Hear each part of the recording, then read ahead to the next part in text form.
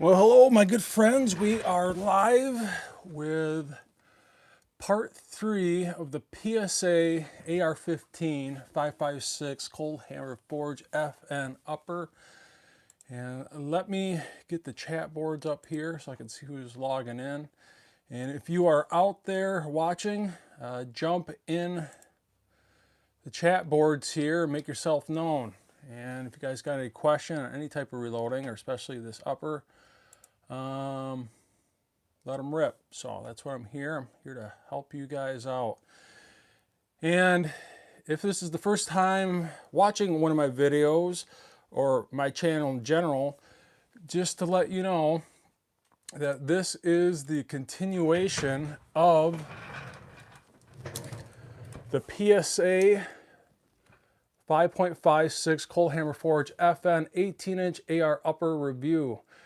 And right now, some of you guys have probably already watched this, part 1, and that is the nice non-live edited version of this PSA upper in 5.56 with an 18-inch barrel. It's got a 1-in-7 twist. And just yesterday, last night, we did part 2 here, starting to do reloads for that. You know, we decapped, we cleaned, dried it, took it back out, lubed it, that brass, we sized it, and got it all sized, and I put it, that was the end of last night's adventure, and I put that back in the stainless steel tumbler, and then after that, I put it in the Lyman Cyclone case dryer. So that's where we're at right now. If some of you guys haven't seen this video, you're probably going to want to start over from scratch. So once this live series is over with, this will upload as a permanent video, but you might want to start with part 1 here first and then go watch part 2. You know, before part 1 and part 2, we actually did some preliminary, brass prep, and I'm not going to go through all that again, but we realized that I need to bump the headspace back about 0.02 of an inch, and so I'm not going to rehash all that again, but that is in part 2. So if you missed part 2, you might want to watch that also to boot. So let me see who is logging into the good old chat boards here, and I gotta make sure my battery pack is charging, so we look good there. So let me see who's logging in here. And we are live, so if you guys got any questions, let them rip. And good old Bradley is rolling in the house saying, love your channel, man. I'm glad you're here along for the ride. Hopefully we can learn together. So we got the tail end of this brass prep to do. So right now, you can see I have my drill out with the world's finest trimmer. I have our freshly cleaned and dried brass. I actually already trimmed about 4 pieces just to make sure that this is reading correctly, because these types of trimmers, world's finest trimmers, or the ground tri-way trimmer, they ride off the headspace. That's how they trim. They ride off the headspace. They don't ride off the base of the brass. And I'm about to go over that here in a little bit, but I'm going to wait a little bit longer, see if some more people log in. But just the kind of recap of what we did so far, and while we're waiting for other people, so we let me bring this screen back up here. So just a quick recap. We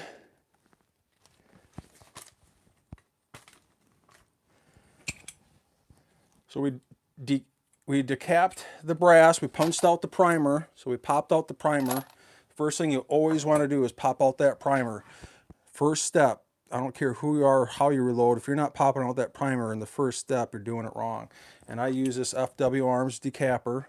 Okay, so we popped out that primer, and the second we popped out that primer, we put it in the Arsenal cleaner here. We tumbled it for an hour with just the hottest water we can get out of the tap with Dawn soap.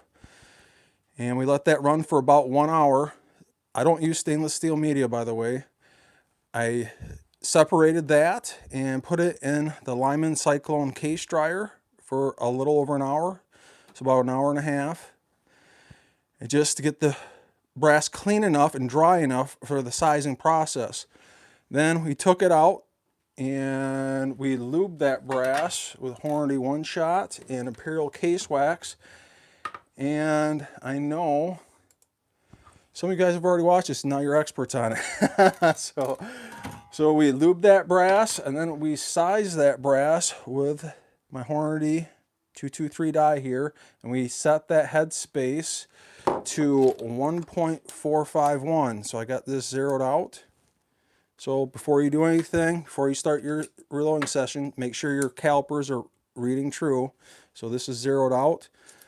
You guys have probably seen this before, but you know this one piece of brass I have laying around, I know for a fact that this one piece of brass is exactly 1.750. So we're going to double check our calipers. And yes, they are reading true. The battery's not running dead. So we're going to make sure that the calipers are reading correctly. We're going to get our headspace bump gauges back on here.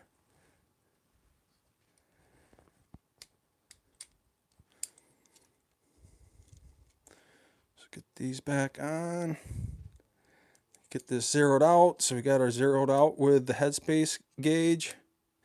And like you guys seen in the previous video, we bumped this back to 451. So you can see there. So you spin the brass a little bit so you get an accurate reading. So 451. Let me grab another piece here. Whoa.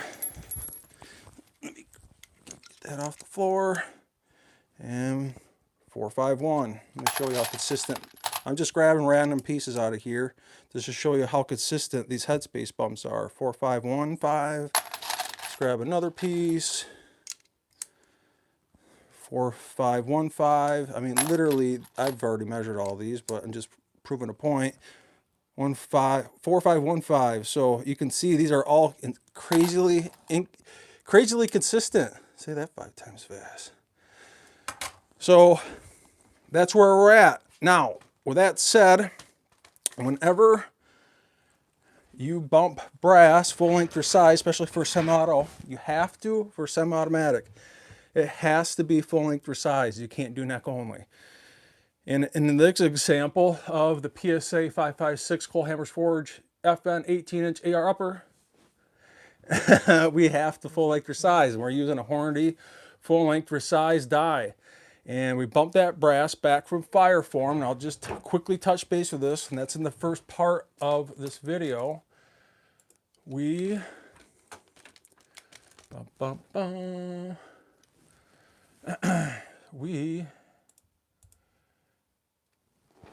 in that first part, you guys witnessed this. I'm not bullshitting here.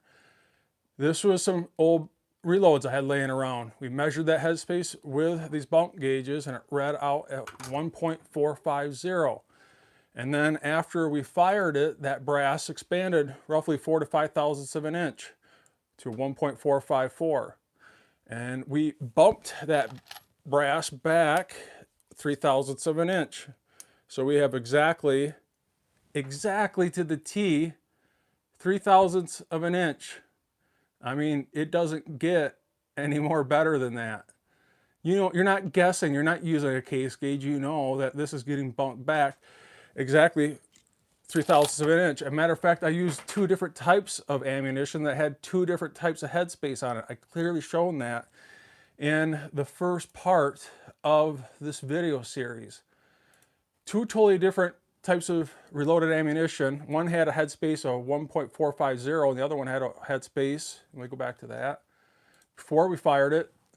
I believe the 55 grains had 1.450 and the 60 grains had 1.452. Totally 2 different headspace, but both of them expanded to exactly the same headspace because now you fire formed it. That brass is malleable. When that firing pin hits that primer and that primer ignites the powder, and 5,000 psi of pressure is involved inside that brass, and brass is malleable and expands up into the chamber, and it custom forms to that particular firearm's chamber. My chamber, not your chamber, my chamber. So keep that in mind. I'm not yelling at you guys, by the way. Sometimes I feel like I'm yelling. I gotta stop yelling. So anyway, so that's where we're at. And now, with that being said, whenever you full length resize, especially if you get some Lake City brass, like I talked about in part 2 here, where we did a considerable bumping of the brass, that brass will exponentially grow because we were tremendously bumping that brass. When you size brass, it puts the body in the spec, it bumps the shoulder, it puts the neck back in the spec. When it squeezes that brass back in the spec from fire form, that brass has to go somewhere it can't disappear, and it'll usually grow up into the die. And that's usually why your brass length, the overall length of the casing, brass casing, will grow in size from the bottom of the base to the top of the case mouth opening. That brass needs to go somewhere it can't just disappear. And brass is a malleable type of brass. It's a soft type of metal.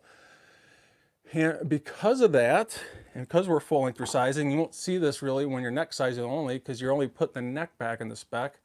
When you full length resize, you're putting the body of the brass, the head space, and the neck back in the spec, and it's scrunching all that brass back in the spec. And like I said, because of that, it's literally forcing that up, putting all that brass back in the spec, and that brass will literally flow through the die because you lubed it, and the length of the brass will grow. And because it grows, we need to trim it. And if you don't trim it, you're going to have a really bad experience in your rifle's chamber. And I'm going to show you something here in the Hornady Handbook of Cartridge Reloading. So I got this tabbed here for the ones I reload for. So I'm going to go, I know this first one's 223. So bam, right there, we're at 223. And in this book, it tells me what they recommend for a recommended trim length. Now you can see the top one here says max case trim length of 1.760. Rule of thumb is usually you trim back from maximum, regardless of the cartridge, 0.010 of an inch. And you can see they're recommending a case trim length of 1.750. And if you guys watch my 6.5 Grendel firearm review series, which had its own reloading series in it, you'll know that I typically don't trim exactly 0.010 of an inch from maximum. I usually would trim back about 0.008 of an inch. I like to ride just a little bit above that recommended trim length. And if they're recommending 1.750, I will usually do about 1 to 2 thousandths above that. So I plan on, I'm going to grab my information card, which you guys seen in the previous part. I'm actually going to put on here, and I'm going to write that on there right now so I don't forget, and I can always reference it in the future. Somewhere's on this piece of information card because I'm running out of space, but I am going to put a note on here that I am trimming this brass. I wish I had some more room, but trim length, we'll just put it at the top. Trim length, trim at 1.752 inches, and that's what I plan on doing. So, and this, whenever you start a reloading adventure, you definitely want to have an information card. And you can see I got the date here. I got the firearm I'm shooting out of, because these reloads are set for the headspace for this firearm. Not my PSA 5.56 of the 10.5 inch AR pistol. We're talking this particular firearm, and not your firearm, my firearm. And I usually will put the quantity that we're doing. And this means once fired, the next time I fire, if I fire these reloads and I reload it again, the next time I fill out this card, this will say 2F. Fire it again, fill out the next card, this will say 3F. That means 3 fired, 4 fired, 5 fired. That way I don't lose track of the amount of fires on the brass. This here is Lake City brass, 5.56 Lake City brass, and this 05 stands for, this was made in the year 2005, and I'll try and zoom in on this. And you can see it says LC for Lake City, and it says 05. It was made in 2005. See this little symbol here? It's like a circle with a plus sign in the middle, and that means NATO. So that means a NATO 556 Lake City brass in an 05 year. And this is just been sized for my particular firearm, not your firearm, mine. So we did that target headspace of 1.451 based off the Fireform brass and bumped it back 3/1000 of an inch, and we're using CCI primers, which I'm about to show you here really soon. We're using all Varget powder, and I even put a note on here that this particular firearm here, Fireform's at 1.454. So you can see this is our target headspace, which we've done. And because of that, because we bumped that brass, because we're full length resizing, right there, that overall brass length is going to grow. And I'm going to show that to you right now. So I'm going to take out my headspace gauge. I'm going to zero this out. And let me grab some pieces here. Now remember, when I showed you guys in that book, maximum was 1.760. If you go over that number, there is a good chance that your brass will hit the end of your chamber's neck and it will damage it. If you do it once, you might be okay. If you do it twice, you're in trouble. You start doing it about 10, 20 times, I guarantee you're going to damage your rifle's chamber. So you better make sure you don't go over maximum. And that's why you you trim your brass from maximum 0.1/1000 of an inch. And like I said, I usually ride mine a little bit above what they recommend. So if they're recommending 1.750, I'll usually do 0.002 of an inch, maybe 1/1000 of an inch over that, because I don't want to get too close to this number, but I want to get a little bit more neck and get a little bit more neck tension. So, and plus I want to try and get about 5 or 6 fires out of the semi-automatic, and that's pretty typical, 6 fires, and that's about it. Usually, at least in 223, and every cartridge is different. Usually that 223 brass is getting trashed by then. And if you're shooting a 223 with a bolt action, you're definitely going to get a lot more reloads than just 5 or 6. Semi-automatics are a heck of a lot more hard on brass than a bolt action, obviously, because you're not controlling that cartridge being entered with your hand in a bolt handle. It's getting rammed home with force, with a tremendous amount of kinetic force that you have absolutely no control over. And that is the luxury of bolt actions over semi-automatic, because if you're playing with really close head spaces of roughly no head space to 1/1000th of an inch bump head space, you can feel that resistance in the bolt. And if it's a little too tight, you can bump the headspace back a little bit more, and that bolt will become easier to close. Maybe you can do 0.003 of an inch from Fireform, and then the bolt will damn near close by itself. You don't get that luxury with a semi-automatic. So that's where we're at right now. I'm at trimming the brass, and I got my trimmer, and I'm about to show you that here very soon after I read some comments. But what I typically use is the world's finest trimmer. It's something you put in your drill, and I'm going to say this, and I've said this before, don't do brass prep by hand, man. If you're doing brass prep by hand, you're just going to get arthritis in your hands. And after a year or two of doing that, you're gonna dread doing brass prep. Most people just hate brass prep. You can see I have a Lyman case prep seminar. I'm going to show you that to you in a little bit too. So I'm not doing it by hand. I'm trimming, not by hand. I'm using a machine of some sort. And trust me, you just don't want to do brass prep by hand. You want some type of machine. I don't care if you can afford it or not afford it. You just, I don't know. Unless you're like some of these old schoolers, you know, only reloading maybe 20 pieces at a time. And I guess you could do that. But if you're doing 50 or 100, trust me, you don't want to do it by hand. So let me, before we start trimming brass, I'm going to go over that information. I'm going to go back and read some of your comments here. So, Bradley's in the house. Adam Schuster's in the house saying good afternoon. Alaska One Andy's in the house saying back again. Maverick Anglers is in the house saying hey brother. Chris Bullis is in the house saying hey dudes. AR Guns and Gear saying hello from the south. Harold Farmer's in the house saying good evening from Ohio. Chris is saying, I have a PSA 5.56 Freedom Upper, and that is awesome. Just curious, are you reloading for it? You just shooting factory ammo? And if any of you guys are new, let me know. I would heck all you guys, let me know where you at. Are you a novice reloader? Are you an expert reloader? You're just starting out, or you've never reloaded? Make that comment in the comment section. I'd like to know, because some of you guys are pretty regulars, and I'd like to get an understanding of where you guys are at. Tacos and French fries, and that's a pretty awesome name, man. Saying evening, everyone. John Parsons back in the house, saying hello, everyone.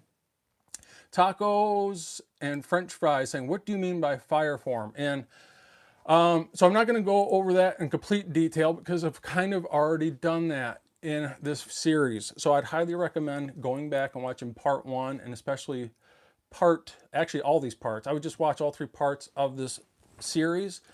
And that is the PSA 5.56 Cole Hammers Forge FN series. That's in my playlist area. And check that out. That will definitely explain fire form. But to give you a quick explanation of that, when you fire a round out of your rifle's chamber, regardless if it's factory or reloads, your ammo has its set headspace. When I say headspace, that's from the base of the brass to the middle of the shoulder. And the middle of the shoulder is called the datum line. And that measurement from the base of the brass to the middle of the shoulder is called your headspace. And that ammunition, and you can use bump gauges to measure this, and I have a picture of that. And that's what's in that video. I measured that ammunition. This hasn't been shot yet. Before we shot it, the ammunition's headspace measured 1.450. And then after we shot it, that brass, because it's under so much insane pressure, literally 5,000 pounds per square inch, that brass, that's why they use brass, it expands and it seals off great in the chamber. It will expand in custom fire form in your firearms chamber. And in this example, it expanded to 1.4545. And usually it's a little bit above that, maybe a thousandth of an inch or so above that, because it's got to spring back a little bit in order to eject.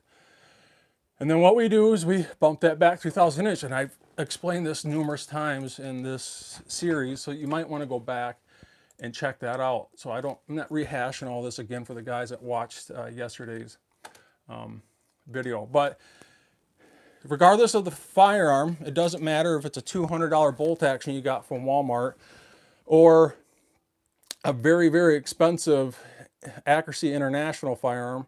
They all fire form to their own particular chamber. If I buy 2 firearms that are exactly the same, I go to a Gander Mountain and I buy a Tikka 308 bolt action rifle, T3X CTR, and I buy another one. It's right next to it on the shelf, and it's the exact same brand, exact same model, both 308.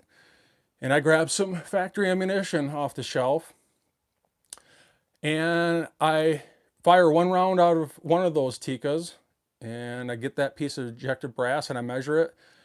And then I fire the other one, and I take that piece of ejected brass and measure it with the same bump gauge, mind you. Your bump gauge is not mine. The headspace in those firearms are probably going to be a little different.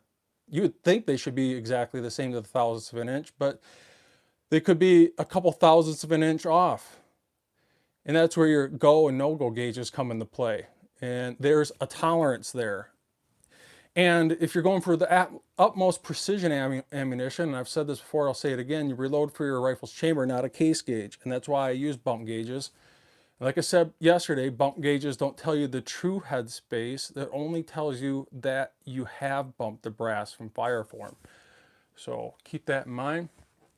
Hero Farmer saying, Varget powder is like gold right now, and you bet it is. And I got probably 24 pounds of it. So anyways, let's see here. Let's work our way down the questions here before we start trimming this brass. So Maverick English is saying, you know I have questions. Would you say the #1 cause for hand loads not chambering and not feeding in a semi-automatic is improper full-length resizing setup and not bumping the shoulder back enough? And that is 100% true. I can't tell you how many times I have seen guys just take their resizing die, and I've literally had like an argument with a guy, and it got to the point where I'm like, okay, whatever. You got your way of doing things. I got mine. I can only prove points so long until someone's attention span dies off. But let me set this die again. Let me reset this. And I see this all the time. If I can reset this, here we go. So we're going to reset this die completely. So this is the sizing die.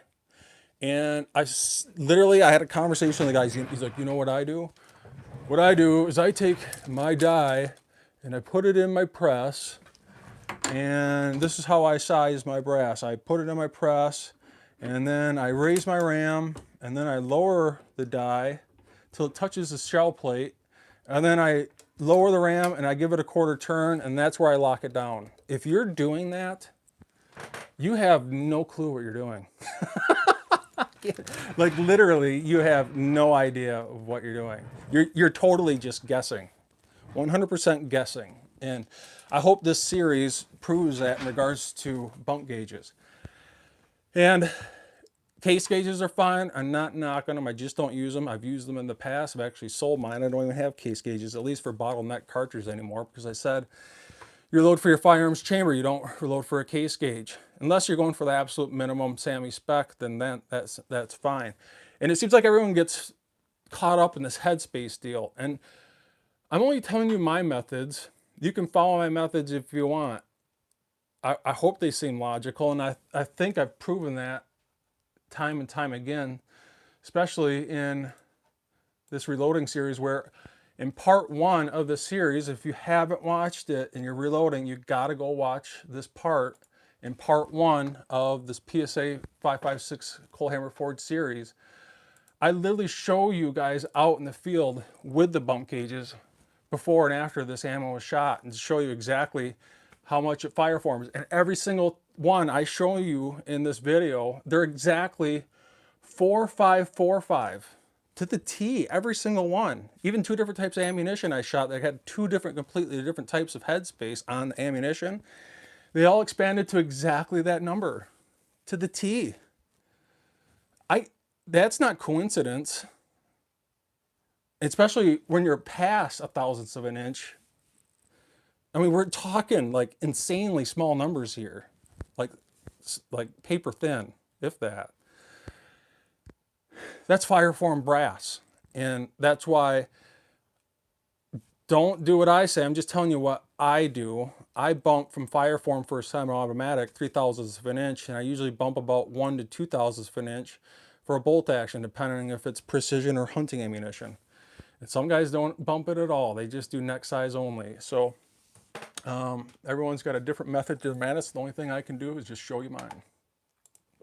So let's get back to some of your comments here. Let me get your comments in the picture here so you guys can read your own comments. What else we got here?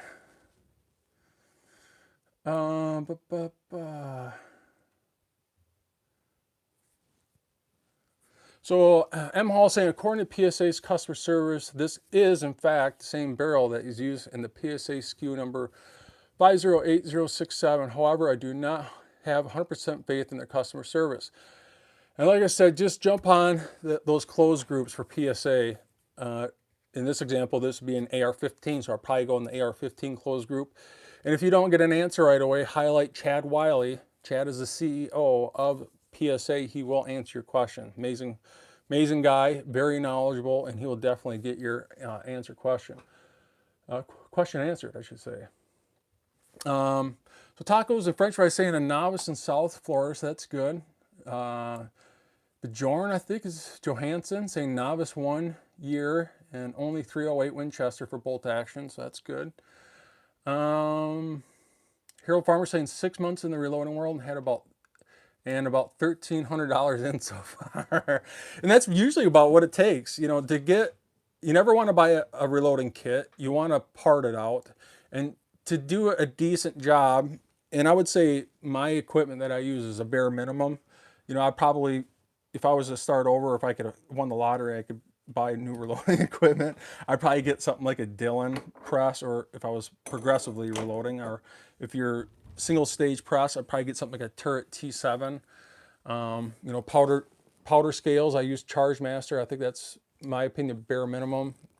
Frankfurt Arsenal cleaner, if you want a wet tumble, bare minimum. You don't need a Lyman Case Prep Center.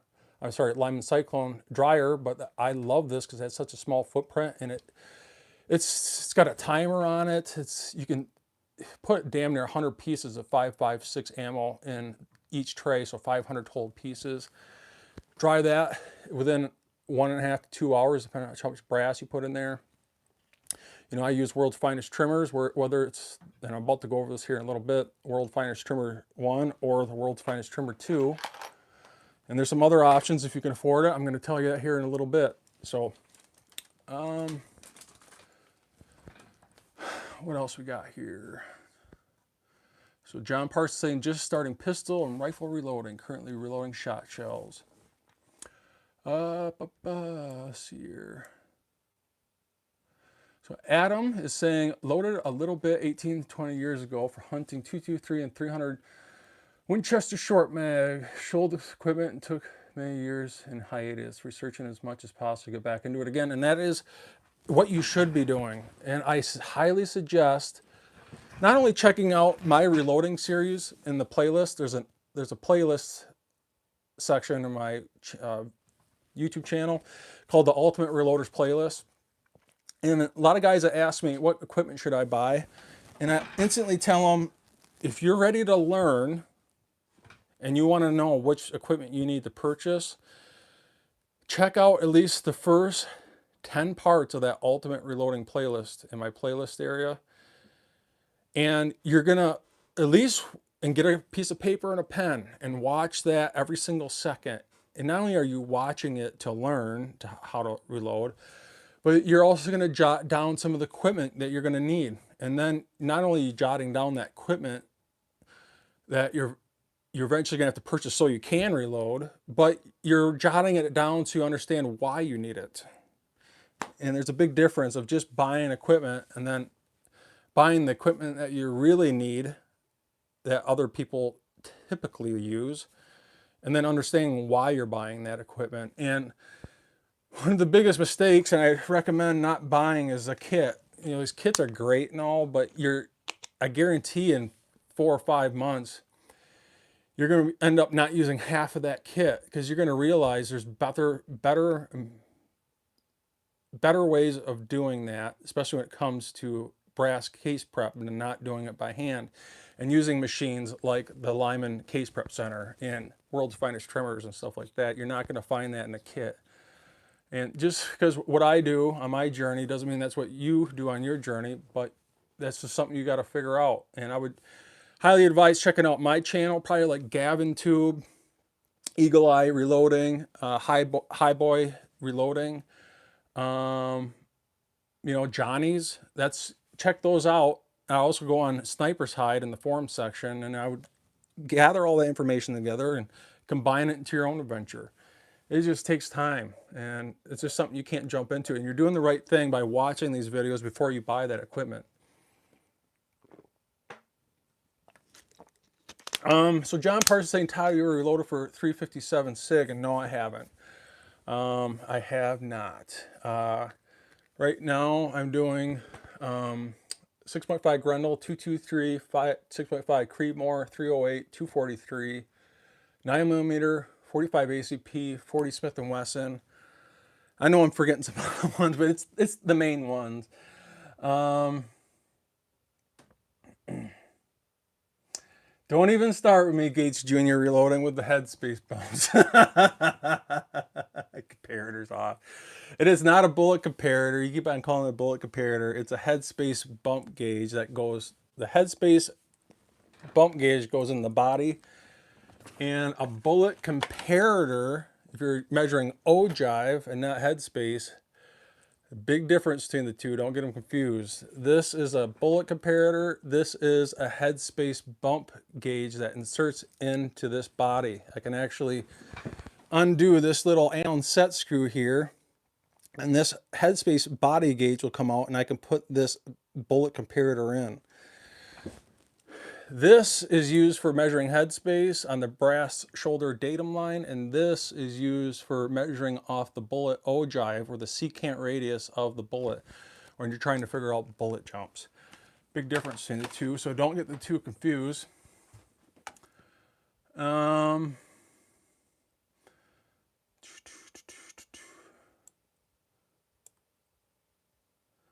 See what else we got here.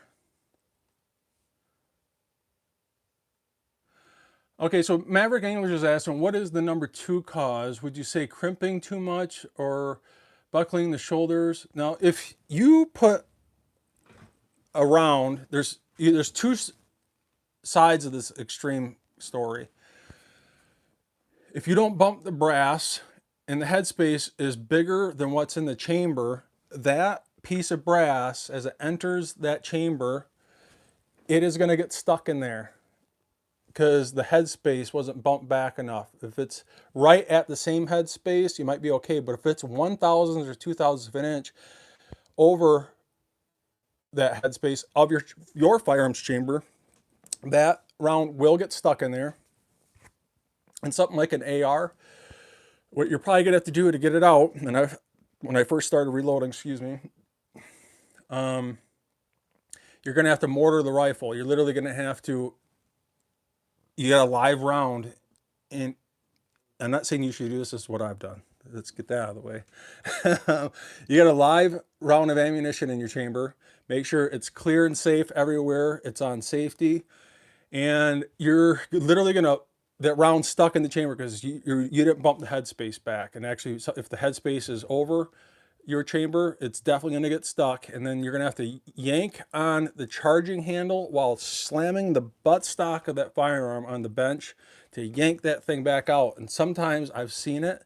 So some new reloaders, they don't know anything what they do, because all they do is screw down their die until it hits the shell blade and give it a quarter turn, because they're guessing on their headspace.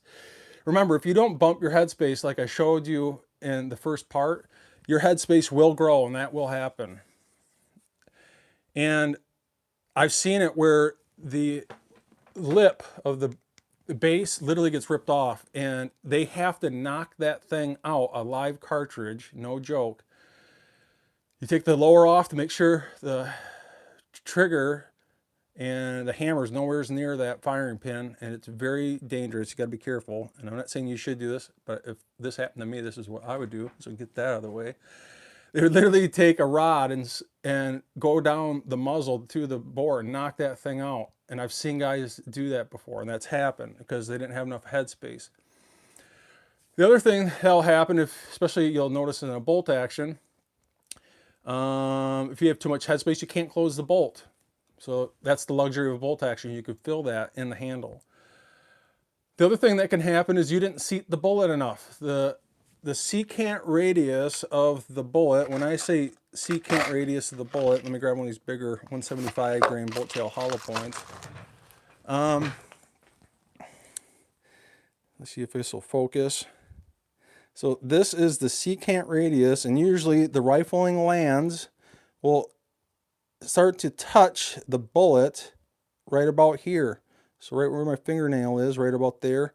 And that's called the ogive of the bullet. So if I could get a pen here. So this is called the radius, or secant radius of the bullet. And this is, you measure off the ogive of the bullet. And usually your rifling lands will come in contact. That's where you're literally, when you fire that ammunition, that bullet literally jumps out, literally jumps and flies through the air. It's not a lot, probably a little less than 1/8 of an inch, depending on how much of a jump you have. But it literally flies out, and that's called the free bore. It says that's what it means, free bore. It's literally free, the bullet's free. It's literally flying through the air. We're only talking a little less than 1/8 of an inch. Some are, just depends on how much free bore you have. And that bullet flies through the air and then comes in contact with the rifling's lands. It's like a little ramp. It's like it accepts the bullet into the rifling. And that bullet will now start its journey down the rifle's bore. And obviously it comes in contact with the rifling, and that's what twists the bullet down the rifling. And like I said, if you got this example, this firearm has a 1 in 7 twist. So what that means is for every 7 inches of barrel, that bullet's going to make 1 full revolution. If I go another 7 inches of barrel, it makes another revolution. I go another 7 inches of barrel, it makes another revolution. Well, it's a 1 in 10 twist. For every 10 inches of barrel, it makes 1 revolution. That's what twist works. But this is a 1 in 7 twist barrel, and you'll most likely prefer a heavier bullet, something like this 75 grain. And if you are using a bullet comparator and you're playing around with bullet jumps, and that's what a bullet comparator is all about, especially in a bolt action, you can definitely use this in a semi-automatic to make sure when you load the maximum magazine length that you're not remotely close to those rifling lands. Because when bolt actions and semi-automatics are two different things. The bolt action, you feel that resistance, and if you feel any issues and you can't close the bolt, you can just back it off. You don't get that luxury with a semi-automatic because that bolt carrier group slammed home with force with a spring. And when it comes to bolt actions, you can usually seat those bullets further out to get them closer to the rifling's lands. And every firearm is different. Some like to be 5/1000ths of an inch off the rifling land. Some like to have a humongous jump like Weatherby's and Remingtons. Just depends. That's where load development comes into play. But with that said, a bullet comparator that you put in this body measures ogive. And if you're seating your bullets and you seat one of those bullets out too far, and before you even fire that round and that bullet's ogive radius is already in contact with the rifling lands, and sometimes if you didn't seat it down too far and it's sticking out way too far and it's getting jammed into the lands, that is and you can't close that bolt on a bolt action, that is a telltale sign that, number one, your bullet's sticking out too far and it's getting jammed into the rifling's lands, or two, you didn't bump the headspace enough. And both can be extremely dangerous, and they can exponentially increase the PSI rating of that chamber, and it can explode.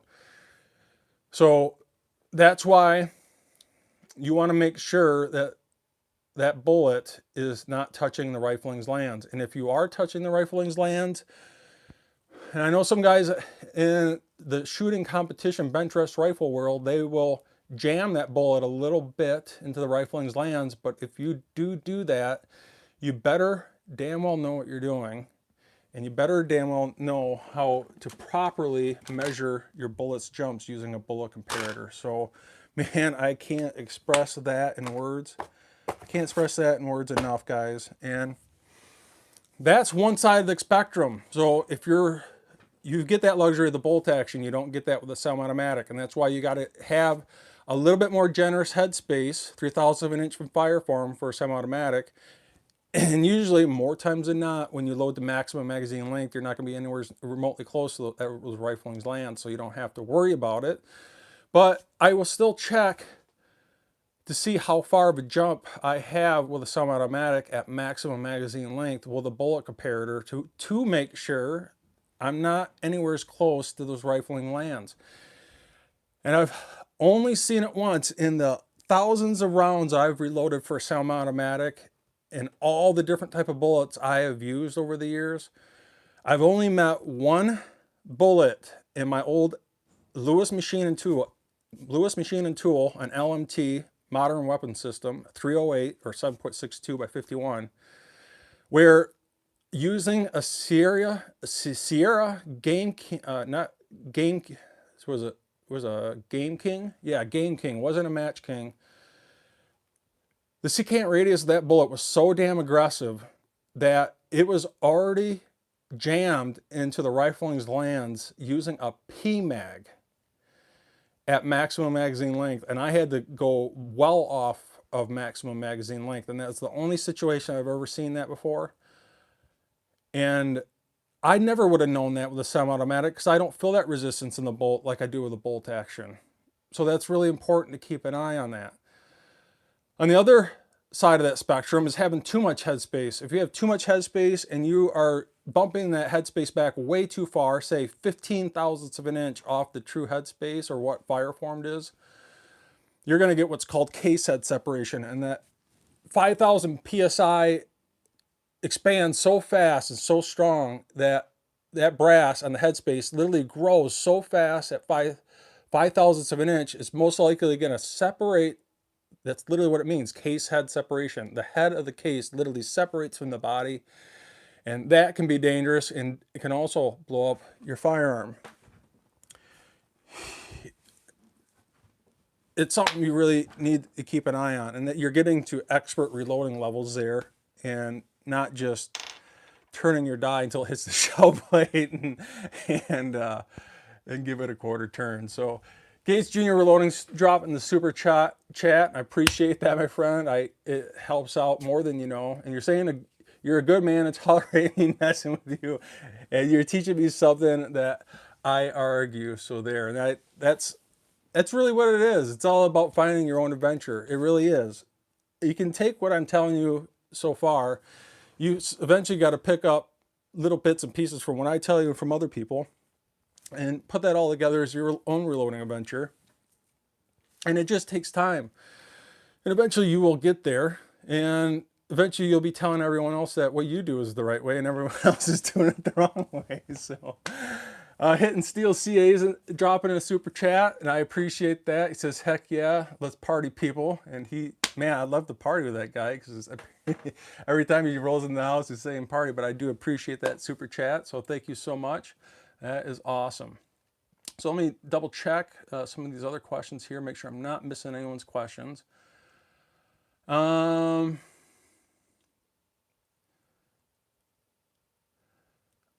And something you can do with a bolt action, I kind of mentioned this before in some of my other reloading series, is you can use a bump gauge from Fireform and try and bump 1/1000th of an inch. And what you can do is test it out this only works with a bolt action, because you don't get this luxury with a semi-automatic. You don't feel that resistance in the bolt, because the bolt's being driven home for you by a large spring in the buffer tube. But with a bolt action, you can feel that resistance. And you can load something at 0 headspace. So you resize that die, you clean the lube off the die with some brake cleaner. Then before you do this, make sure you trim it. This piece of brass has no primer, no propellant, no bullet. It's just the empty casing. And you size that brass to what you think it needs to be. You take it out of the die, it's full of lube, and you're going to clean that piece of brass with brake cleaner. And you're going to clean the outside so that lube doesn't get inside of your rifle's chamber. You're going to insert that empty casing into the bolt action chamber and run that bolt and just see how it feels. And if you run it and you can't close that bolt, that is a telltale sign that you have too much headspace on your ammunition. So you take that out and you re-lube it so it doesn't get stuck in your die, and you run it back to the die, but you give it maybe a little bit of a twist on the die, and you bump the headspace back another 1/1000th of an inch. You measure it with your bump gauges, and you confirm that you bumped it back 1/1000th of an inch with your bump gauge. And you put that piece of brass into your rifle's chamber, and you clean off the lube, and you put it in there. And now you can close the bolt, but it's really stiff. It's really, really stiff. So you're like, okay, I'm getting really close to 0 headspace, if not 0 headspace. So you take that piece of brass back out of the bolt, and you lube it back up, you run it back to your sizing die, and you give that die a little bit of a turn to bump the headspace another 1/1000th of an inch. And you take it out and you verify it with your bump gauges to verify that you bumped it 1/1000th of an inch. And you clean off that piece of brass, put it back into bolt action. And now you run the bolt, and the bolt just goes down really easily. That might mean you have about 1/1000th of an inch, and that's probably a really ultra precise precision ammunition that you're making that most likely only has about 1/1000th of an inch, if that. And if you're making hunting rounds, you might want to go a little bit past that, just to make sure that you don't have any issues closing that bolt when it matters. When your deer's running past, it should be loaded already, but say like you're walking out in the woods and a deer runs by and you need to load up the ammunition and load it quick. Or if your life depends on it, you might want a little bit more headspace. You're not totally concerned about precision ammunition. And that's just something that you're going to have to play around with. So I appreciate the super chats. That's awesome. So AR Guns and Gear saying a comparator is the most affordable for headspace and it works for reloading. So like I said, don't get comparators confused with headspace. Don't get the headspace bushing and bullet comparators mixed up. They are two different things. Don't call a headspace bushing a comparator. It's not a comparator. This is a bullet comparator. This is a headspace bushing. And they both use the same body. And always use an anvil. So anvil gives you an accurate reading, and we pop out those primers. Very first step in the reloading process, you pop out those primers, because if you get cratered primers, that cratered primer literally looks like an asteroid hit the earth, and you know how it craters up and mounds over? Well, that mounds will give you inaccurate readings when you take that headspace measurement. That's why we pop out those primers right away. But like I said, this is the body, this is the headspace bushing. I can take this headspace bushing out and put in a bullet comparator. Don't get the two confused, two different things. Let me keep on going here. So, Bjorn Johansson saying, I made a zero headspace for my Tikka T3X, which I have that firearm. I have a Tikka T3X CTR with a box magazine. The thing's an absolute laser. I took a full-length size case and stuck a primer in it, and it's sticking out a few millimeters, and loaded it and shut the bolt case. So whenever you seat a primer, and I'm about to show that here in this session, that primer needs to seat just below flush. And I'll do a tabletop test. I'm going to show that to you here in a little bit, so I'm not going to go over that right now. But if your primer doesn't seat just below flush, you can run into what's called a slam fire, and it's ultra dangerous. You definitely don't want to load that into your firearm. So keep that in mind. And I'm going to show you why here in a little bit, so I don't go over this twice.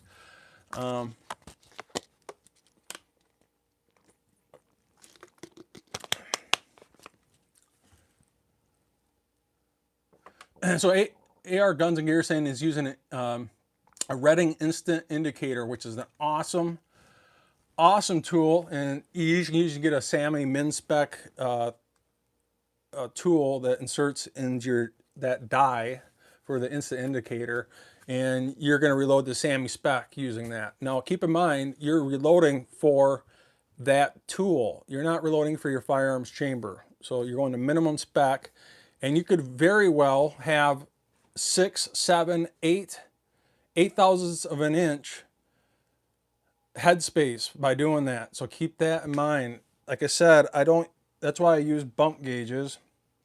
Or you can set your instant indicator up, but using one of your Fireform cases that's based off your firearm's headspace. Like I said, I don't own any case gauges. And if you set up your instant indicator using something that wasn't fired out of your firearm, you're not reloading for your firearm's headspace. Keep that in mind.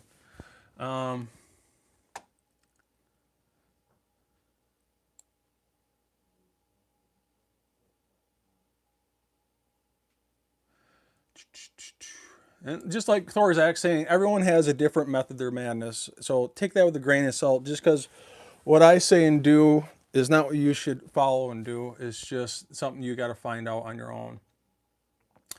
What else we got here? So Gates Jr. saying, gotta go eat, I'll watch when I'm done. So thanks for joining us, and definitely thanks for your super chats. That's awesome. So hey, let's get trimming this brass. And now when it comes to trimming brass, there's multiple ways of doing it. You can do it by hand. Like I said, I recommend getting a machine of some sort, and I use a drill, and I use World's Finest Trimmer. And this happens to be strictly for 223 Remington. And you can set this die, to trim off your firearm's headspace.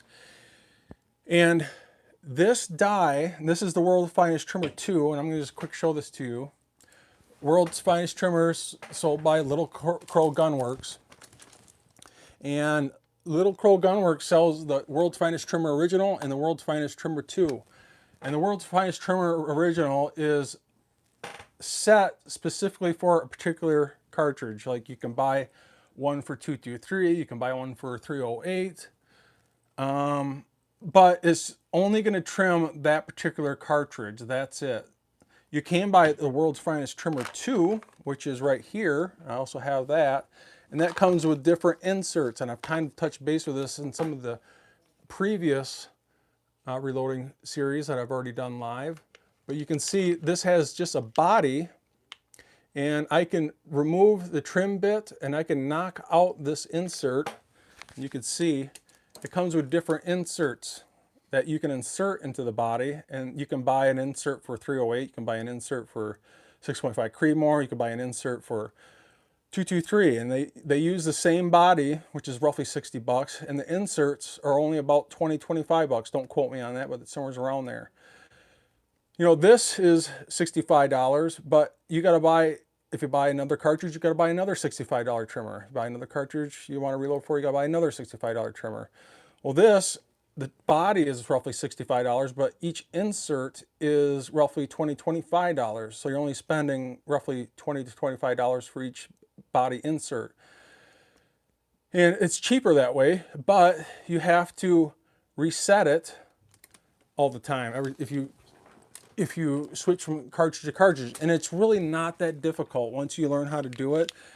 And I've already touched base with this. I actually have this piece of brass that is for 6.5 Grendel, and it's got its headspace for my particular firearms chamber. And these particular let me see here. Heck, I'll just show you quick. I've kind of already gone over this, but I'll just show you here quick. The World's Finest Trimmer 2, if I want to switch cartridges, is because it's so easy to set. And you undo this. You undo the Allen set screws in the sides. Your trim bit will slide out now. It comes with this little piece of wooden dowel, and you insert that, and you knock out this insert. So you got just the body. Now I got an insert for 243. I'll see if I can zoom in on this. So this is 243. And this insert is for 6.5 Grendel. So they both use the same body. And these only cost like $20, $25 a piece. So I'm not constantly buying a dedicated trimmer all the time. And these, if your headspace is off, your trim lengths are going to be all the way off, because these particular trimmers work off the datum line. And when I say datum line, the datum line, or the headspace, is the mid distance from here to here. It's the middle distance of the shoulder. So this distance in the middle of the shoulder to the base of the brass is your headspace. And this datum line rides off this bushing, and that's how it tells how far this brass has to insert to get trimmed off. If your headspace is off and your headspace bumps are all over the place, your trim lengths are going to be all over the place, because the trim rides off the headspace. It doesn't ride off the base of the brass. You insert this, it rides off the shoulder. It tells this trimmer how far this brass needs to stick out to get trimmed.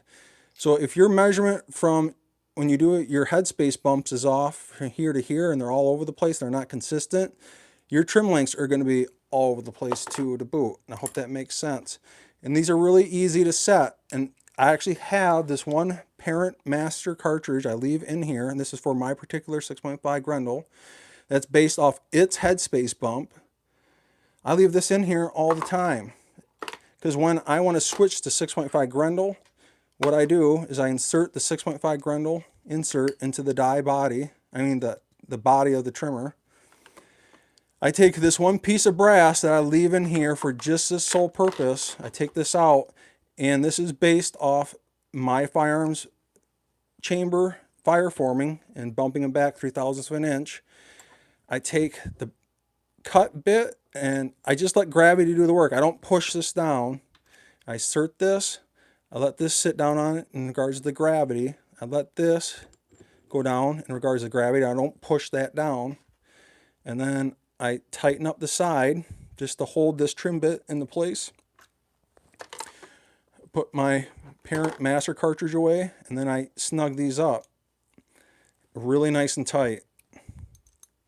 And that's how the World's Finest Trimmer 2 works, and that's where it really shines. It's inexpensive. You can do multiple cartridges, and it doesn't cost you an arm and leg because you're not buying a whole new trimmer every single time. You're just buying a new insert that costs roughly 25 bucks off the top of my memory. And that's where the World's Finest Trimmer really shines. And that, if you use a parent headspace cartridge like that, based off your firearm's headspace, it doesn't take any time at all to do. And it's really, really easy, and it's very, very consistent. And I'm a huge fan of it. Now, with that said, when you trim brass, and I'm going to do that right now. So I'm going to grab one of these pieces of brass that's headspace for my particular firearm of 1.451, and I'm going to trim it using this that's set up for that headspace. Now remember that trim length in the book that we wrote down, remember. I'll just quick touch base with this again. For 223, their maximum case trim length is 1.760, and they usually recommend 10,000ths of an inch back from that. So we're going to have a case trim length of 1.750, and I usually do a little bit above what they recommend. So I trim mine back about 0.08 of an inch from maximum. So I'm going to trim mine to 1.750. Now, as long as your headspace bumps are consistent, your trim lengths will be consistent, and it all flows together. And this was once fired Lake City brass. It was done not out of my firearms chamber, but was done out of a military grade firearm, because I haven't fired this brass out of my firearm yet. And you can see that headspace is way over maximum. Remember, maximum was 1.760, because this is Lake City brass. If you've been following this adventure, we had to extremely bump this back because I purchased this online, got shipped to my front door with a tremendous headspace, and we had to bump this back tremendously to work with my firearms chamber. And because it is over maximum, if you do not trim this and you load this into your firearms chamber, it's almost 0.02 of an inch over maximum, you will damage your firearms chamber. And remember, this was at 1.461, and I got this set up for this headspace, and this should come out to 1.752.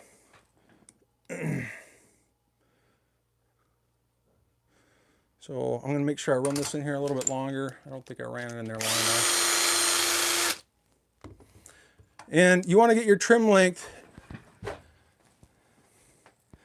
1.752.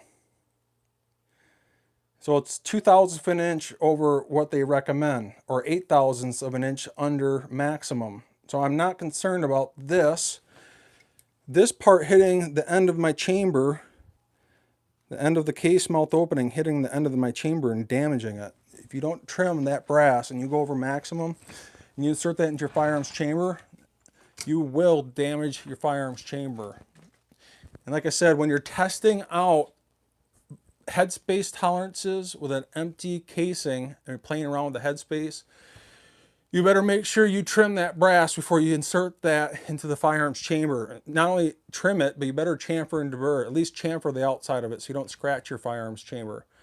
So trim it, deburr it, and then you can start playing with it. You don't have to totally worry about chamfering the inside of the case mouth opening yet. At least deburr the outside of that harsh cut. And I'm about to show you that here in a little bit too. So once you trim that brass, so you can see now that I trimmed that brass, it's got a very harsh cut to the case mouth opening. There's burrs on the outside of the case mouth opening, and the inside, it's a straight cut. It's as straight as can be, and it's very harsh. It's very sharp.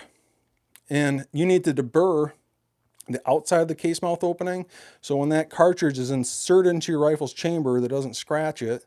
And then we're going to chamfer the inside of the case mouth opening, so when you seat that bullet, that it doesn't rip or scratch the copper jacket.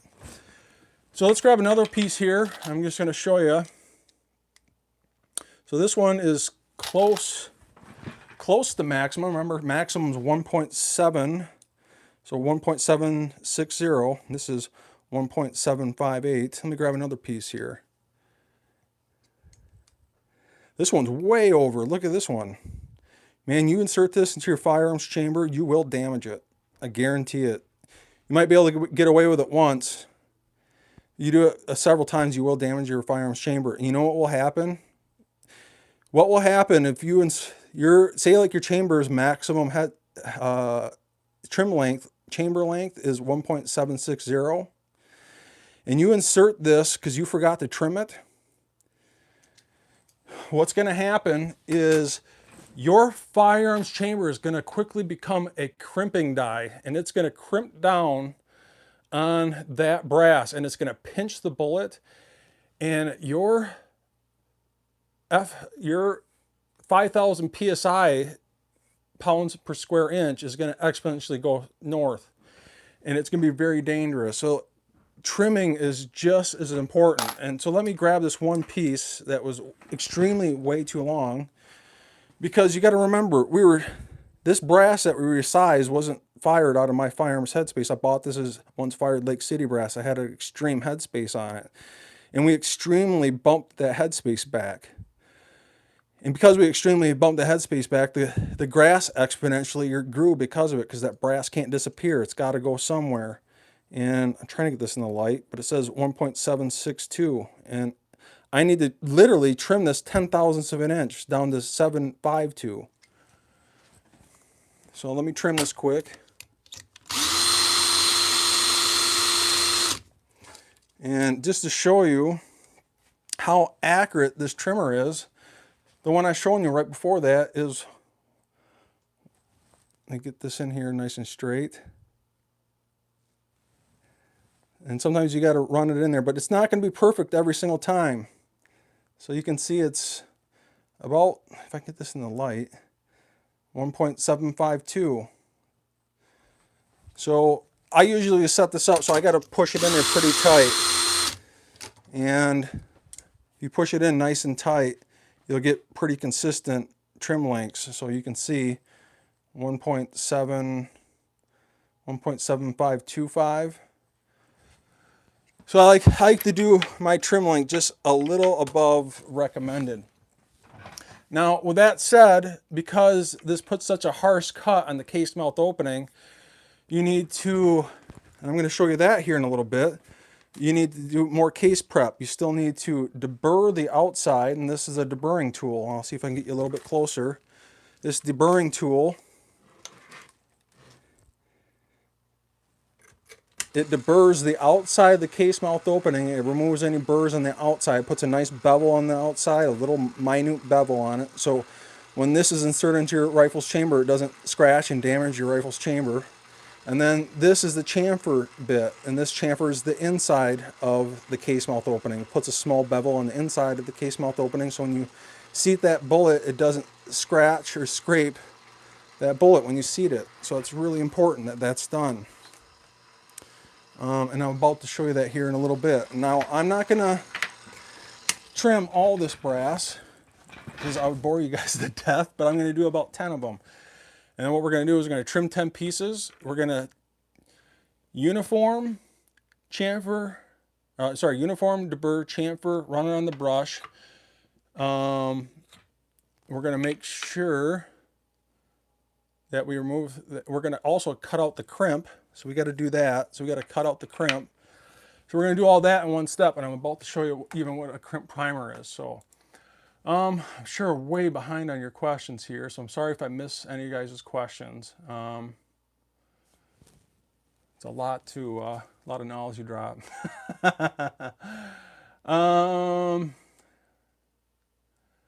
See here. I think we're up to here.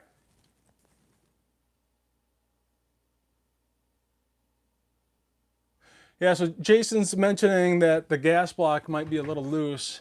You know, some gas will escape out of your gas block. It's not like it's perfectly sealed, and a little bit will escape, and I'm somewhat worried about that. It's something I'm definitely going to have to keep an eye on. I think it's just a mag issue though. Like I put the new mag in that Part 1 series and it functioned just fine, but that was a steel mag. And that mag I was using was a very, very old magazine. It wasn't the newer generation P mags. So in the next test, I am going to test brand new P mags, and that's something you and I are going to keep an eye on. And that bolt doesn't lock back, I'm definitely going to beeline it to that gas block to see if gas is escaping, because in those slow motion videos, it does look like a little gas is kind of escaping on the gas block. So I'm definitely going to take a look at that. And if it is an issue, I'm going to fix it. So that's definitely a good point. Jerry Bear Tacticals rolling out, saying I'm a little late to the party, I see. So Hitting Steel CA saying, have you took out that beautiful 6.5 yet? Are you talking the 6.5 Creedmoor or the 6.5 Grundle? Vanessa Kitty's rolling the house. Jerry Tech saying all the ranges are locked down. Wow, that's sorry state of affairs.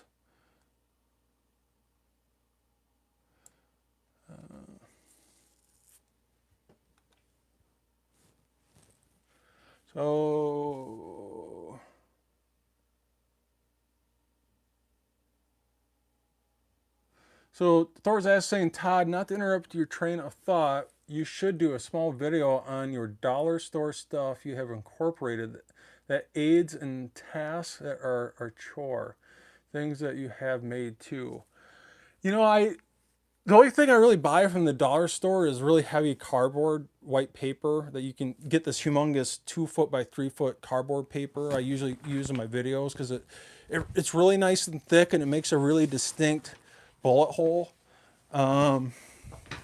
Usually you guys have probably seen these before. It's this really heavy cardboard white paper that I got a stencil thing that has different size circles, like a 1 inch, 1.5 inches, 2 inch, 2.5, 3 inch circles and a stencil.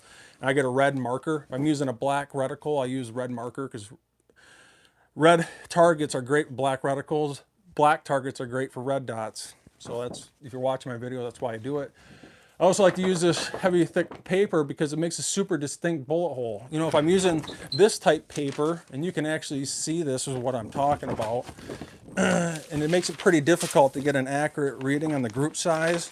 You know, this really thin paper like this, you can see that the paper rips, you know, and it's hard to score this on my computer program. So if I really want to get a nice distinctive bullet hole, I'll use that ultra thick paper. I usually buy that from the dollar store. You get humongous 2 foot by 3 foot pieces, 2 of them for $1. And then I cut that up in little pieces. Lately I've been buying smaller packs of that stuff off Amazon, which you get really cheap, but otherwise I don't really buy much from the dollar store. Let's see here, am I missing anyone here? I think that's about it. So yeah, let's keep this going. So I'm gonna just do 10 here. I'm not gonna do all 100 pieces. Like I said, I don't want to bore you guys to death. So what do we got here? So this, make sure my calipers are zeroed out.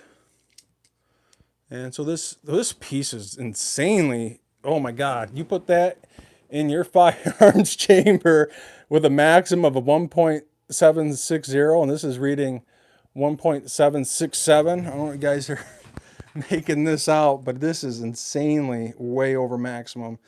That would be very dangerous to shoot, and you definitely damage your rifle's chamber. So I'm gonna trim this. Like I said, this works off headspace. If your headspace is off, your trim's gonna be off. If you're reloading for a completely different 223 that has a little bit different headspace, maybe it's a 223 and not a 5.56 or a wild chamber, those headspaces will be a little off. They'll be a little off. And if you set this up for your bolt action as a 223, and then you go to reload some 5.56 in your AR, that's maybe a 0.03 of an inch headspace difference, your trim link's going to be off 0.03 of an inch because it works off the datum line of the shoulder for these trimmers. So keep that in mind. But yeah, that was a humongous. I gotta run this in there really good. That was a humongous 1.752. I mean, literally every single piece I've shown you so far has been exactly the same. And that's the only reason why that's happening, because we did that consistent headspace bumps. And if one piece of brass is say, like, for example, you're going for this target headspace of 1.451, and your next piece was 1.453, and you're like, oh, well, that's all right. It's 2/1000th of an inch off. That one piece is also going to be off on your trim length, so keep that in mind. So let me finish up with 3 more pieces here, so you guys are not completely bored to death. So 1.752. You can see I kind of twist it. I kind of push these in pretty hard. I set this up to push it in hard. So 1.752. So I'm not BSing you guys. Let's do one more.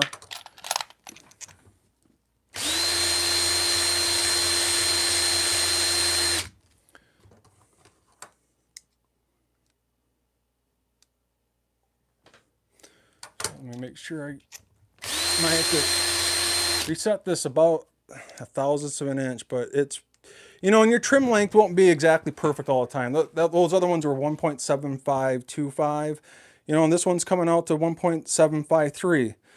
So it's pretty damn close, and I'd probably be okay with that. You're not going to tell accuracy-wise the difference, because you're talking less than 1/1000th of an inch,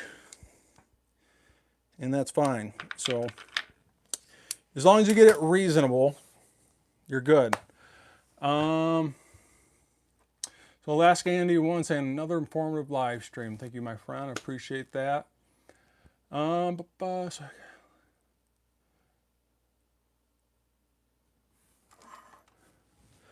So M Hall is asking, any guess on how many rounds before the headspace changes? Now, are you saying in regards to your firearm's chamber wearing down, or are you talking about the reloaded ammunition? Because the reloaded ammunition you set, that's based off your fire formed. So keep that in mind. I just want to clarify that. So if you could make that comment, are you talking about your firearm's headspace changing or your ammunition's headspace changing? So I just want to make sure we're clear on that. So we got 10 pieces trimmed up here. They're all at pretty much 1.7525. Now, let me get this in a little bit better lighting here so you can see this better. So I don't know why it dims down whenever I bring it back like that. So you can see, let me get this and zoom this in here. These case mouth openings have a super aggressive cut to the case mouth opening. Not only on the outside, they're showing burrs on the outside, but the inside of the case mouth opening has no bevel at all to accept the bullet when I seat it. Like I said, if you don't deburr the outside of the case mouth opening, you will damage your rifle's chamber by scratching it, especially if there's a aggressive burr on there. If there's a burr sticking out of it off the side of that case mouth opening because you just trimmed it. I'll see if I can zoom in on this a little bit better. You will damage your firearm's chamber. And we're also going to chamfer, we're going to put a small bevel on the inside of the case mouth opening to accept the bullet when I seat it. So I don't scratch or scrape off the copper jacket of that bullet. You scrape or scratch that copper jacket when you seat that bullet, you will completely destroy the accuracy of that bullet. And that scratch in the bullet will catch that wind and spin drift. We'll have a hell of a time with it.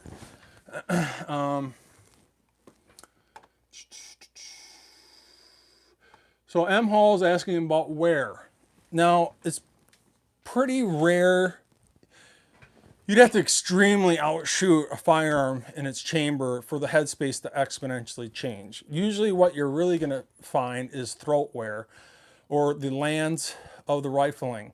That's typically what's going to happen more times than not. You're going to get throat erosion, and that's mostly going to happen before your headspace can change a little bit, especially if you're doing steel cases. Steel cases obviously not as soft and as malleable as brass, and that definitely can happen. We're not totally concerned about that, but over a period of time, that headspace can change, especially in something like an AK, when that barrel is seated into the trunnion of that firearm. You definitely need to keep an eye on AK headspace by using a go, no-go gauge. It's really, really important, so keep an eye on that with AKs. You'd have to extremely shoot out a 223 or a 7.62 by 51 AR-10 to see that headspace change, but it can happen. But you'd really have to exponentially overshoot it. You're really going to most likely see the rifling's lands or the throat start to erode before that. More times than that, by then you're going to notice that, and that barrel's going to get replaced. Barrels are replaceable, just like the components of the reloaded ammunition that you're making. So,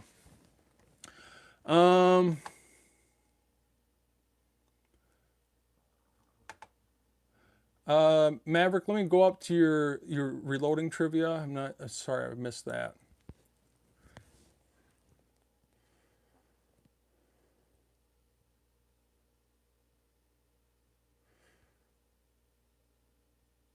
Well, that question's way too involved for me to even think about right now. I'm sorry, my man. I'll have to come back to that maybe at the very end. Let's see here. So AR Guns and Gear saying, I wish I had bought Lyman Case Prep, but I do have a new RCBS Case Prep machine. And I love this Lyman Case Prep Center. I actually just did a video on it. I did it a while ago. So what do we got here? This is 5, 10, 15, 20 videos ago. I did a video on the Lyman Case Prep Center and showing you how I use it and how I can cut out crimps with it, how it does everything amazingly. And so if you're curious about the Lyman Case Prep Center, check that out. And actually in that video, I have one of my Amazon affiliate links. If you do click on that link and make that purchase from Amazon, I do get a little bit of a kickback on that. So I want to be clear on that. It's not much, it's only like $1 or $2. But it does help the channel. So I love the Lyman Case Prep Center because all the filings fall directly down. It's not sitting on its side, and I mentioned that in that video. So if you're about to buy your equipment and you're looking for a case prep center, I highly advise the Lyman Case Prep Center, and I have that video showing you how I use that. And a matter of fact, I'm about to show that to you anyway. So, see here. So Thorzak saying Lyman machine is the best in its class, super quiet, easy to use, and 100% I agree, and that's why I use it. And it's not that expensive. It's about 130-ish bucks, I think.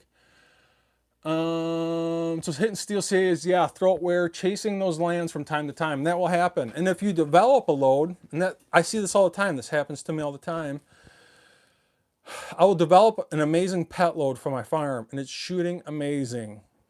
And after about 1,000 rounds, I go out to the range one day, and all of a sudden, my groups went from 1/2 inch to over a minute of angle. I'm like, what the hell just happened? And more times than not, that's your throat eroding. And it depends on the cartridge. Some cartridges that are better than others, like 223 and 308. You know, you might get a solid 3,000 to 6,000 rounds out of that barrel life, depending on your purpose and what you expect. You know, some things like a 6 Creedmoor, or maybe even a 243, that bullet is pushing that 3,000 feet per second range, and they're called barrel burners, and you're literally burning up that barrel pretty darn quick. And depending on your purpose, if you're shooting competition, hell, I know guys that would easily replace that less than 1,000 rounds. It just depends on their expectations of what they want out of that barrel. It just depends. And the rifling's lands will erode. And matter of fact, with that being said, go check out my video playlist area where 5 videos ago, we're only talking 5 videos ago, when I got, matter of fact, I will click on this. When I got this firearm, we actually we literally bore scoped that bore, and I have a video showing that. And we actually checked out the rifling of that firearm with the test long bore scope. And in that, also I have one of my Amazon affiliate links in that video. So if you click on that, I might get a little bit of an Amazon commission kickback. That helps my channel, just being straight up honest with you. But we bore scoped this particular firearm, this actual PSA 5.56 Coal Hammer Forge FM barrel. And check out this, it's called Let's PSA Bore Scope Live. I did that event live, so if you missed it, definitely check it out. And we used the test long bore scope. I think I show it here, maybe. Yeah, right here. So it's got a side-facing mirror. It's it has a light built into it. And they ship this from Amazon for $49.99, 50 bucks. It's 40 inches long, so it'll cover any firearm you got. You don't have a firearm that's got over a 40-inch barrel. And it's also a flexible shaft, so you don't have to worry about it damaging your rifle's bore. But this is an amazing, amazing tool in the reloading room. And we actually bore scoped the firearm, the bore's barrel, that we are using in this series. And it's awesome. And for 50 bucks, it's like a no-brainer. I mean, I highly suggest getting it, and it's worth every single penny. So let me make sure I'm not missing anybody here. So Robert Greer saying, if you don't do it right on headspace, you could get a live round stuck out of battery. And that's exactly like I said. If you get stuck in the chamber, you might have to mortar your firearm where you're pulling on the charging handle and slamming that buttstock on the bench to yank that back out. And that happened to me when I first started out in the game. So I'm sorry if I might be missing some of your comments.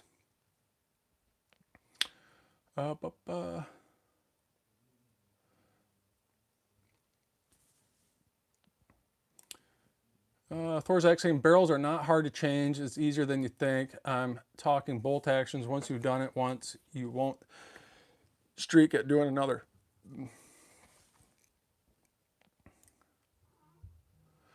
And Steel CA saying, might sound stupid. I'm trying to burn up a barrel. That way I have an excuse to tell my wife I needed a new one. It's awesome. Hey, honey, I got to tell you about this barrel. I kind of burned it up. I'm pretty sure I'm going to have to buy a new cartridge and a new barrel based off that cartridge. So Hemi Scrubs rolling in the house saying, how is everyone doing? Nice to have you along. So, all right, so that said, we're continuing with the brass prep here. We trimmed this. We got a harsh cut on the case mouth opening. So let's get going on trimming this brass, finishing the case prep, I should say. And let me get you guys up close and personal here. So first things first is this is Lake City brass. It's a NATO 5.56 brass, and it has a crimp on the primer pocket. When I say crimp, with military grade ammunition, they will put a crimp on the brass. And I'll try and get this on a 720p live stream video. It's kind of hard, but it's not like it's you can see around the opening of the primer pocket. See this little rim right here? See the little bit that sticks out?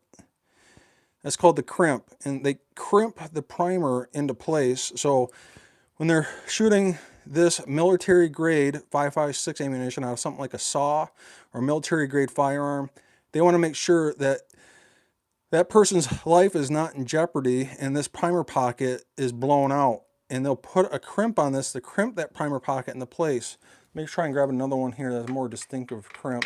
They're kind of hard to see, but not all. If you buy something like factory 223 ammunition off of a shelf, it won't have a crimp more times than not. But you have to check this before you move on with the process. And you can see this has a distinctive crimp around it. Now, lock this visual in your brain, because I'm about to change this. I'm going to remove this crimp and I'm going to put a slight bevel on it. I'm going to actually cut it out. And you can do something with a Super 600, and I have that, and I'll probably use this offline, but a Super 600 is a swaging machine. You can literally insert this on the Super 600, and I'll see if I can get this. I'm not going to bore you guys to death, but this is one method of, see if I can get a better view of this thing. Hold on a second. all these nasty rags out of here. A Super 600, if you're not familiar with what it is,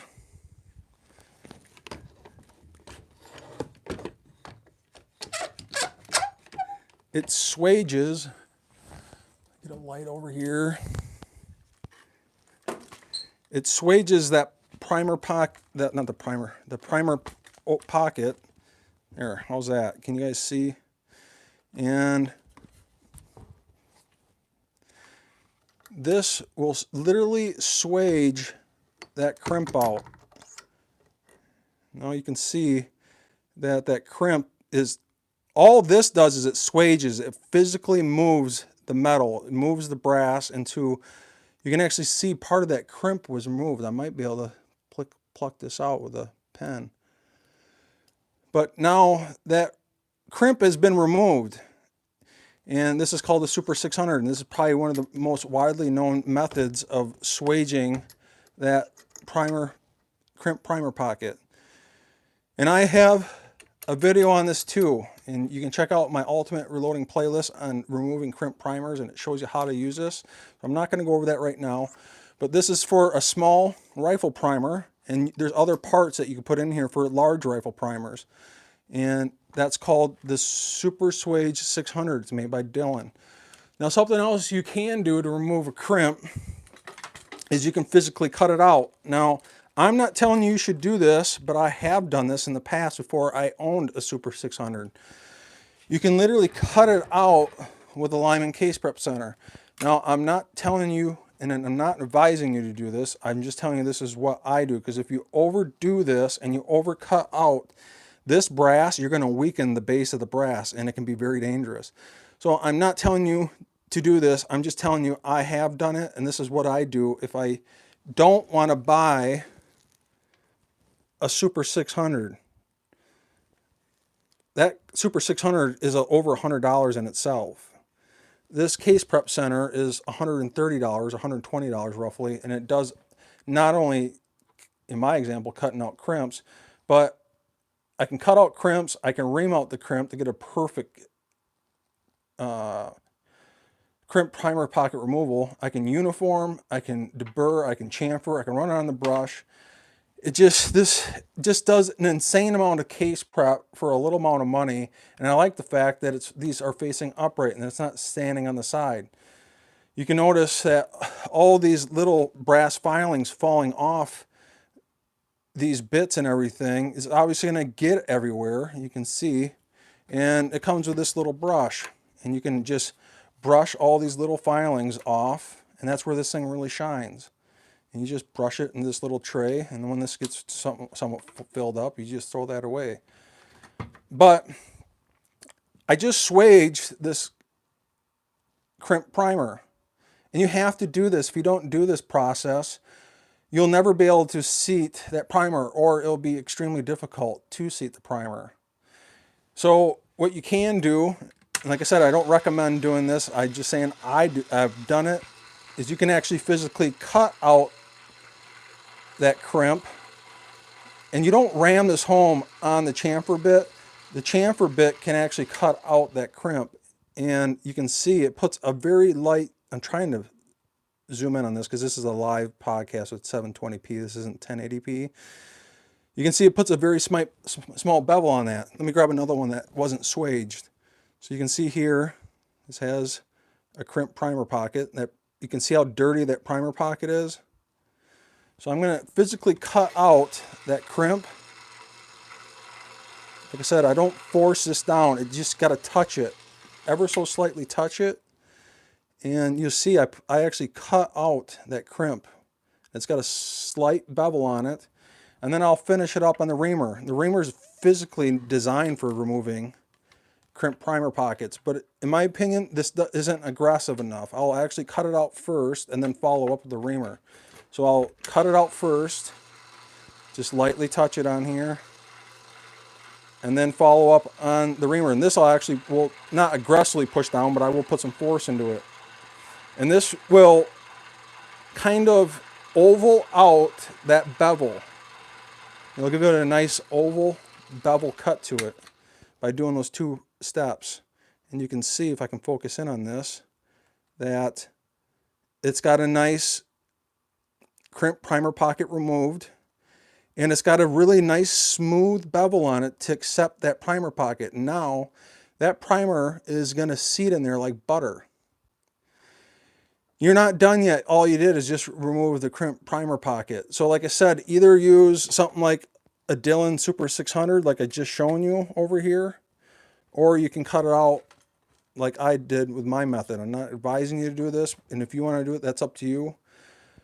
But that's what I have done in the past before I had a Super 600. Now, you're not done yet. You still have to uniform the primer pocket. And what uniforming the primer pocket does is it makes sure that the primer pocket is the primer pocket's deep enough to receive the primer. And if you don't do this, I almost guarantee every 5th to 10 piece, that primer is probably going to be sticking out of the primer pocket, and that's bad. You can get what's called a slam fire, and you want to make sure that that primer seats just below flush, and I'm about to show you that after we do all this. So you got to make sure that that primer seats just below flush. And now what's also nice about this primer pocket uniformer is not only is it going to put the primer pocket in the spec, but it's also going to clean it up. And that's why I don't use stainless steel pins anymore, because I'm going to do this process regardless. It only takes 2 seconds to run on there anyways, and you can see I put my stainless steel pins to rest. I don't use them anymore. So when I clean stuff with my Lyman tumbler, wet tumbler, it just has soap, water, and Lemmy Shine. It doesn't have stainless steel pins anymore, because it's just a pain in the ass to remove, especially when you're dealing with 6.5 and 6 millimeter pills. Those pins get stuck in the case mouth opening. But you can see how dirty this primer pocket is. I'm about to show you with the uniformer. I'm going to put it not only back in the spec, but I'm also going to clean it up, and it's going to be clean as a whistle here in a little bit. Now, before you use this, make sure you brush it off. Last thing you want is a couple specks of brass filings on there that won't allow you to seat this all the way. So you got to make sure you clean this off good. And then this, I will put some force into it. I will put some force, and I'll kind of spin it a little bit. And you can see there's nothing but carbon and brass filings on there, and I'll clean that off. And then I'll do this again. At least with the first initial reloads.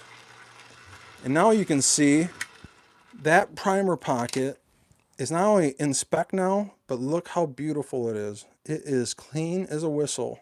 There is not a speck of carbon in that thing. And it will accept that primer pocket, that primer, the new primer in the primer pocket, because you swage the brass or you cut out the crimp.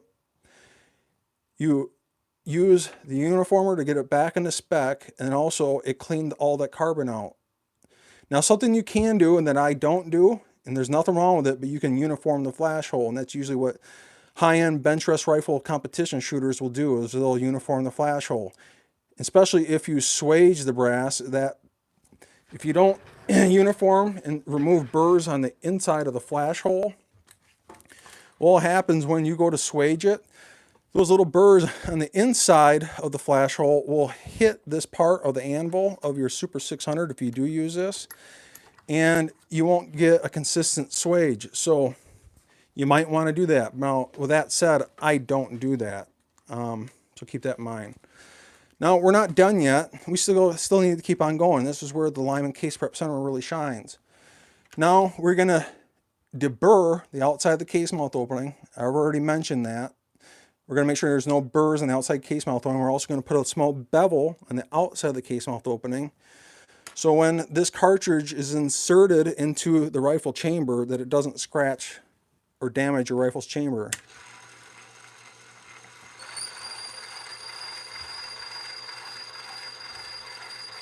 And that's it.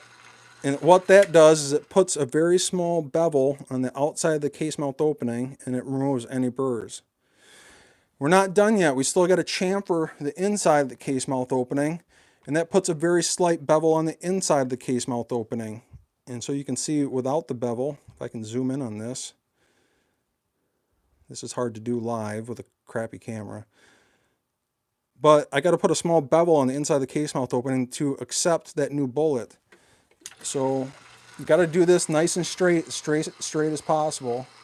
And you don't want to overdo this. You can overdo this. So you just want to put a small bevel on there.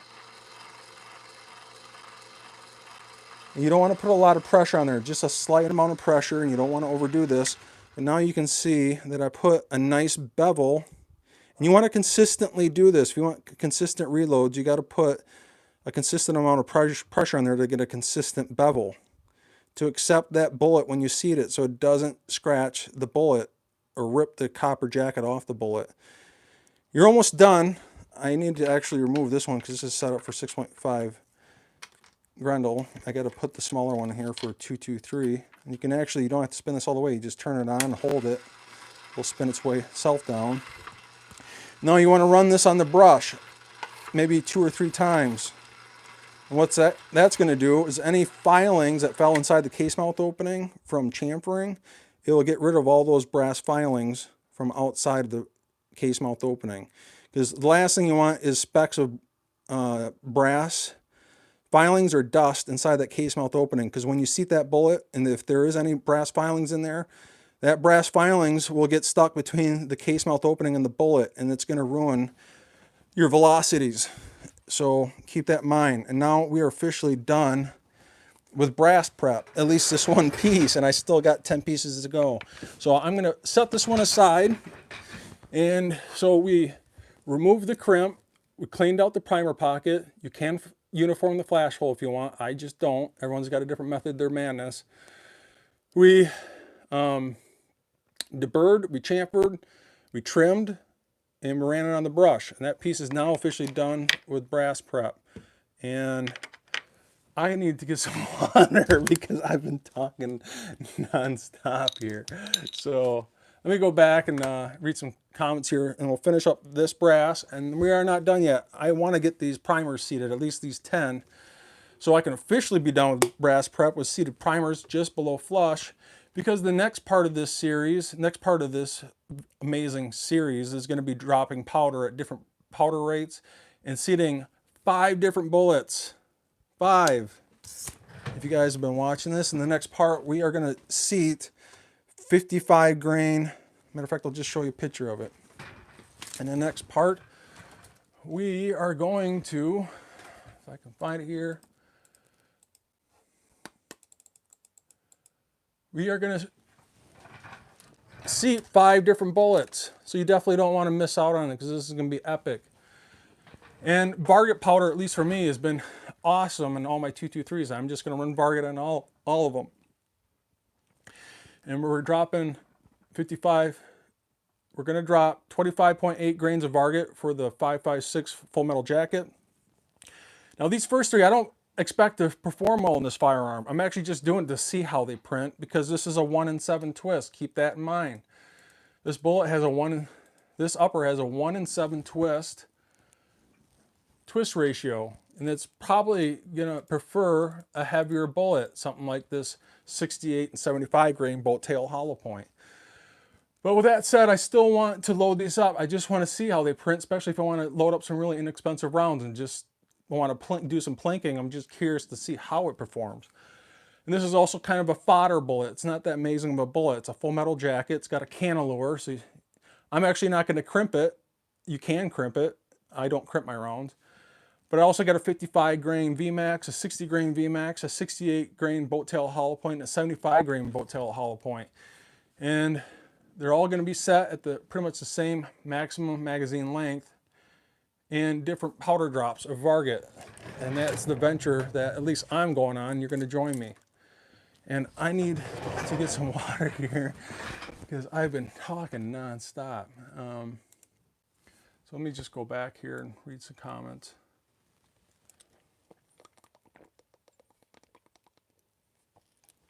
And I'm probably going to be missing some questions here, and I apologize for that. Now, Jer Bear is making an excellent comment here. Todd, have you ever considered the horn dissuasion tool for your lock and load progressive press? And I have. And I was thinking about buying that. I just haven't gotten around to it. And there's an insane amount of different methods, especially now. When I first started, there wasn't that many methods for swaging brass, and it was really just the Super 600. I just happen to have the tool, and I don't mind doing it by hand.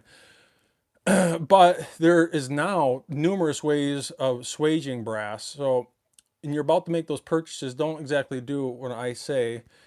It might be something to look into, and it really depends on the type of press that you have. So keep that in mind. Let me read some of your comments here, make sure I'm not missing anything.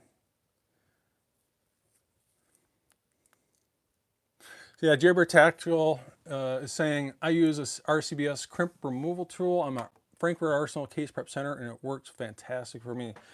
And that's awesome. It really is about finding what works best for you. And I should probably be looking into some of that stuff. And I'll admit, some of these tools that I'm using for removing crimp primer pockets are probably a little outdated. So if you're out there about to make your purchases, do a little bit of research on that. So keep that in mind.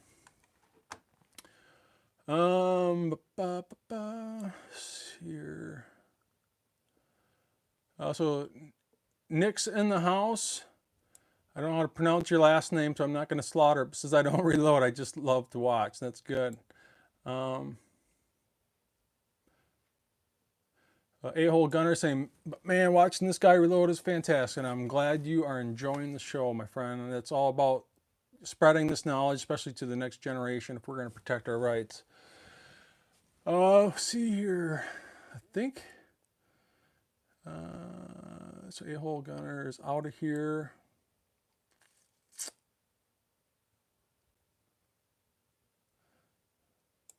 All right, so James Miller's asking, Elfster, do you use CCI number 41 primers for both 5.56 and 2.23 rounds? I thought I saw something that indicated that should only be used for 5.56.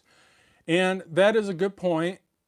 And I've seen that numerous times, and there's probably some truth to that. But you want to know what? I've shot thousands and thousands and thousands of rounds, and I'm not fooling when I say that, of CCI 400 primers out of both 5.56. Now, that said, I do have CCI 41 primers. Now, if some of you guys are not totally familiar with different types of primer, especially CCI, the CCI 41 primer, make sure I don't have this upside down, so primers spill over the place. The CCI 41 primers have a stiffer cup on them. They're a little bit more durable cup, and there's, you can actually says 4, 5.56 ammunition. And I'm sure CCI does this to cover their ASS. Let me grab out some CCI 400s, which I have used in both. Never had an issue, like literally thousands and thousands of rounds. So I'm not personally worried about it. I know some people are. I'm not. So I just shown you these, the CCI 41s. They do have a stiffer, more rigid cup, and they're more for military purposes. When someone's life is on the line, you definitely don't want to worry about a 3-set primer. But small rifle primers, you can see that the primer cups are not a brass color, they're more of a silver color, and they're not as rigid and durable as a 41. But in my opinion, I don't think they're needed. And like I said, I've literally shot over 10,000s, thousands and thousands. Never had a single issue. And you can see I shoot exclusively CCI primers, and I got literally thousands of, tens of thousands of primers down here. And they're all CCI. And just to be clear, if you are new to the game, they have small rifle primers and large rifle primers. So we are going to be using CCI 400 small rifle primers, and they also have CCI 200 large rifle primers. That's pretty much exclusively what I use, and you can see, you know, each one of these is 1,000, and I got 1, 2, 3, 4, 5, 6, 7, 8, 9, 10, 11, whatever. You know, and I do use some other ones like Federal for pistol. That's when these were hard to get, and I was just getting them to get because I don't really progressively reload pistol too much. And we plan on using the unicorn powder here for these reloads, and you're going to see that in the next part. So let's finish this brass prep, and then let's seat some primers so I'm not babbling too much. So let me finish this up. Keep on moving guys around. So can you continue those comments? I'm going to finish these last 10 pieces, and then we're going to seat some primers. So we got one piece done. All right, so we got a dirty primer pocket here. It's got the crimp and all that good stuff. So we're going to remove the crimp. I'm going to run it on the reamer to finish it off and put a nice oval bevel to it so it accepts the primer really well. So you can see we removed the crimp now. I'm going to uniform the primer pocket plus clean it up with the uniformer. If they're really dirty, I'll do this twice because it's usually full of carbon. I will clean this off to make sure when I do the next piece that there's not pieces of filing on there so I can't push this down. And now you can see that this primer pocket is clean as a whistle and now is uniformed. And it's uniformed so that the primer seats just below flush. If you don't do this step, that primer will not seat just below flush. We're going to chamfer the outside of the case mouth opening. And deburr the outside of the case mouth opening. Now we're going to chamfer the inside. And run it on the brush. Now, you only want to do this after the brass has been trimmed, so keep that in mind.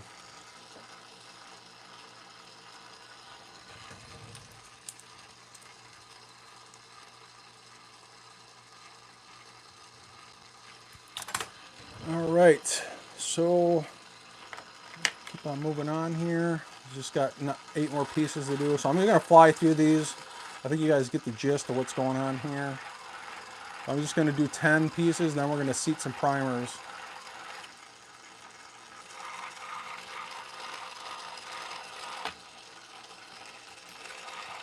Like I said, I'm not going to do all 100 pieces, I'm just going to do 10. So, nice and crimps removed, nice and clean.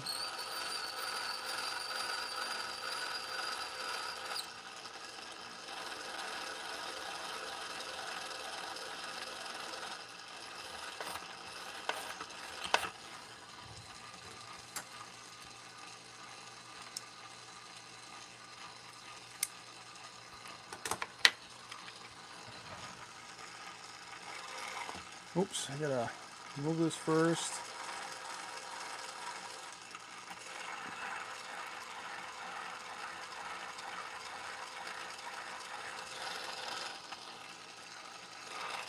If you guys got any questions or comments, let them rip while I'm finishing up these last 8 pieces here.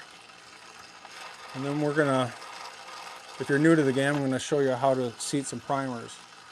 And that'll be the tail end of this particular video. And if you're just joining us, once this video is done live, it'll be uploaded as a permanent video that you can go back and watch. So it's looking good so far. Oops, I gotta get my head in the game here.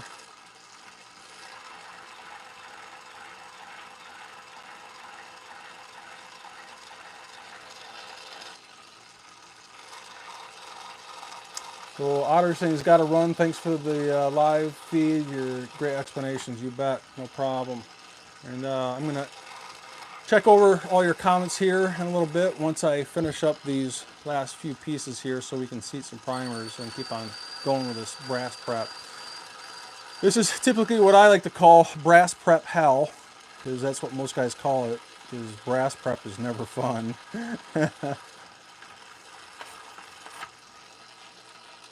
So a lot of times what I'll do is I'll check out that chamfer, make sure the chamfer looks nice and consistent, so everything looks proper. So we got 5 pieces to go and we'll move on.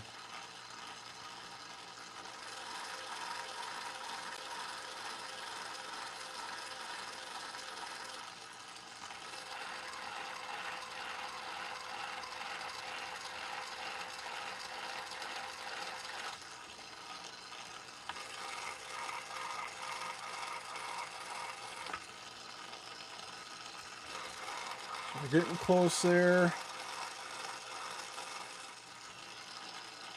Nice uniform primer pockets, nice and clean. Deburr the outside of the case mouth opening. And chamfer the inside to accept that bullet. I'm going to quick check that over, make sure it looks nice and consistent on the chamfer.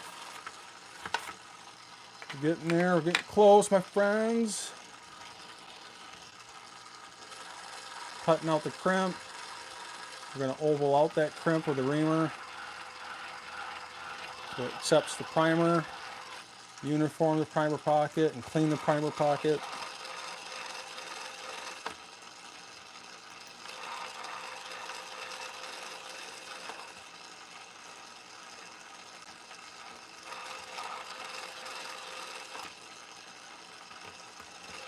That one's got definitely a considerable crimp on it. I can literally feel it through my hand as I'm doing it. So deburr the outside,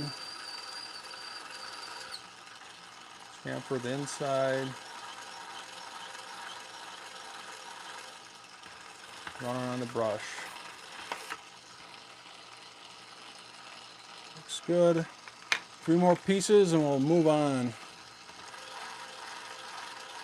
Remove the crimp, light cut, put it on the reamer, oval out the cut, put a nice oval bevel on it, uniform,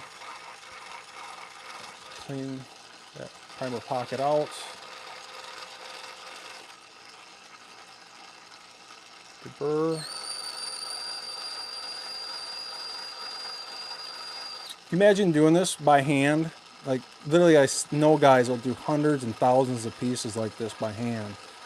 And oh my God, I mean, literally you'd have arthritis in your hands. Now, with that said, and I know I'm going to mention something here once I'm done with these 2 pieces, I'm going to show you something that's called the tri-way trimmer. And the tri-way trimmer not only does the trimming like the world's finest trimmer, but the tri-way trimmer also chamfers and deburrs at the same time. So it kind of kills 3 birds with 1 stone, and it's really, really nice. I'm going to show you a picture of that here in a little bit.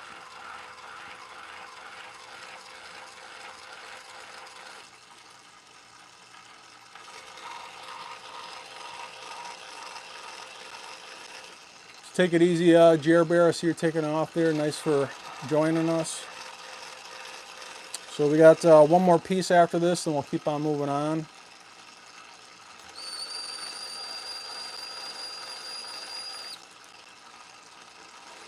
We're getting really close here. Checking out that bevel, make sure it looks consistent. Run on the brush a few times. So last piece here, and then we're going to move on to seat and primers. You cut out that crimp, oval out that bevel with a reamer, uniform the primer pocket, and general cleaning it.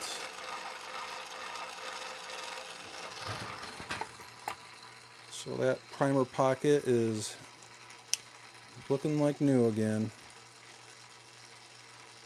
ready to accept the primer. Burr the outside with a nice small bevel.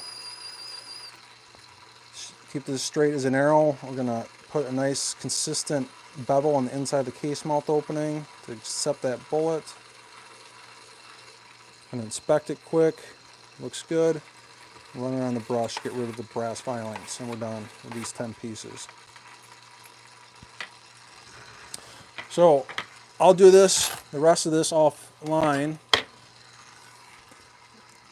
Shut this off. And this is where this really shines. I can clean this off nice and easy.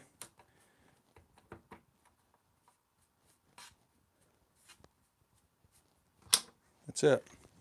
All right, so let me check out some of your comments, and then we're gonna quick seat some primers here, and then we'll be done. And then we'll be done with brass prep. And then we got 1 last piece, and then we're back out to the range to test some load development.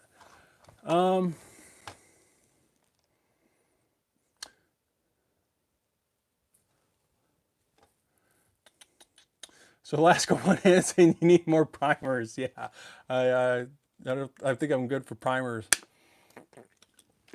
AR Guns and Gear saying I use CCI 400, 4-1 is not needed, and I agree with you.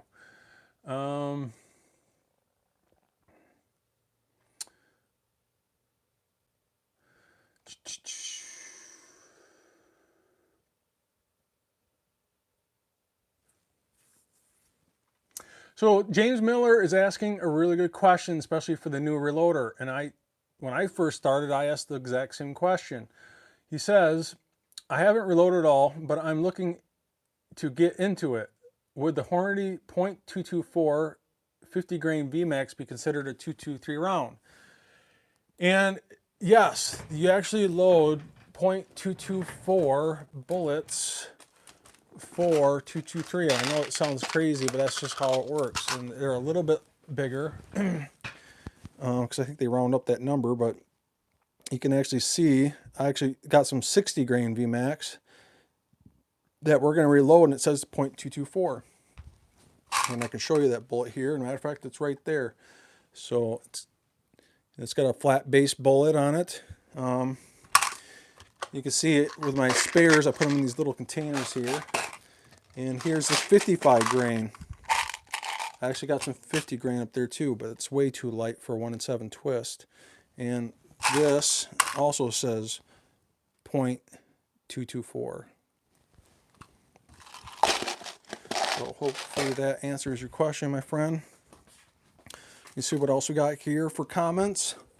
If you guys got any questions, let them rip. I will try my best to answer them, at least in the procedures that I do. Let's see here.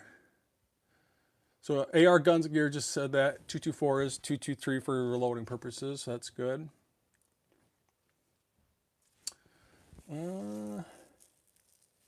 So, and that's another thing. 223 and 5.56 both use a .224 diameter bullet, and that's exactly right. So, now 223 and 5.56 ammo is not the same, but they're pretty damn close. I think that's it. I'm just kind of breezing through most of your comments here.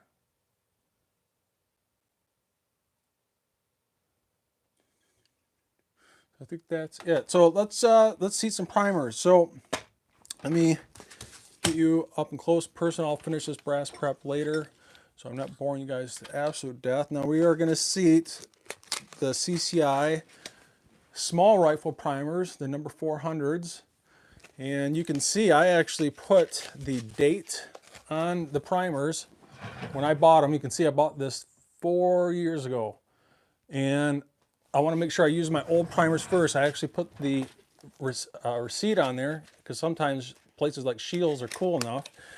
If I want to switch to a completely different primer, they'll return them. And I've done that before.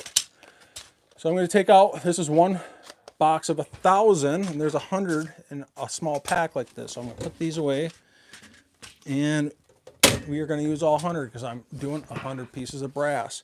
So let me just show you what a primer flip tray is, if you're completely new to the game. Is a primer flip tray. If you're about to purchase your equipment, you're definitely going to want one of these. Unless that's for my situation, and the fact that the Hornady lock and load press has a primer tube, and I need to pick these up with a pickup primer tube here, which I'm about to show you that in a little bit. But some people do it by hand, so you can get hand primers. And I'm going to carefully pull these out because I have literally spilt an entire tray on the floor before, and it's not fun. So you can see this primer flip tray, and I know some of you guys have already seen this, but this is the tray, this is the lid. You can see that the tray has these little rigid marks on here. And I'll put this up to my lapel, you can hear it. So what it does is it flips all the primers in one direction. And the correct way to do this is you don't dump these on the tray. You're going to go all over the place. What you want to do is literally take the tray, put it on top of the primers like this, and this is why they call it a primer flip tray. That's because you just flipped it. Now you can see all the primers are all over the place in regards to orientation. And then you're just going to spin this until they all face in the correct direction. You're going to take your lid, cover that, and flip it again. And now they're all in the same direction other than this one. And then at least you know it's live. So these little things are stubborn to get done facing up the correct way, and that's why I use a primer flip tray. Anyway, you got this. This is called the primer pickup tube, at least for the lock and load L&L press. Every press is going to be different.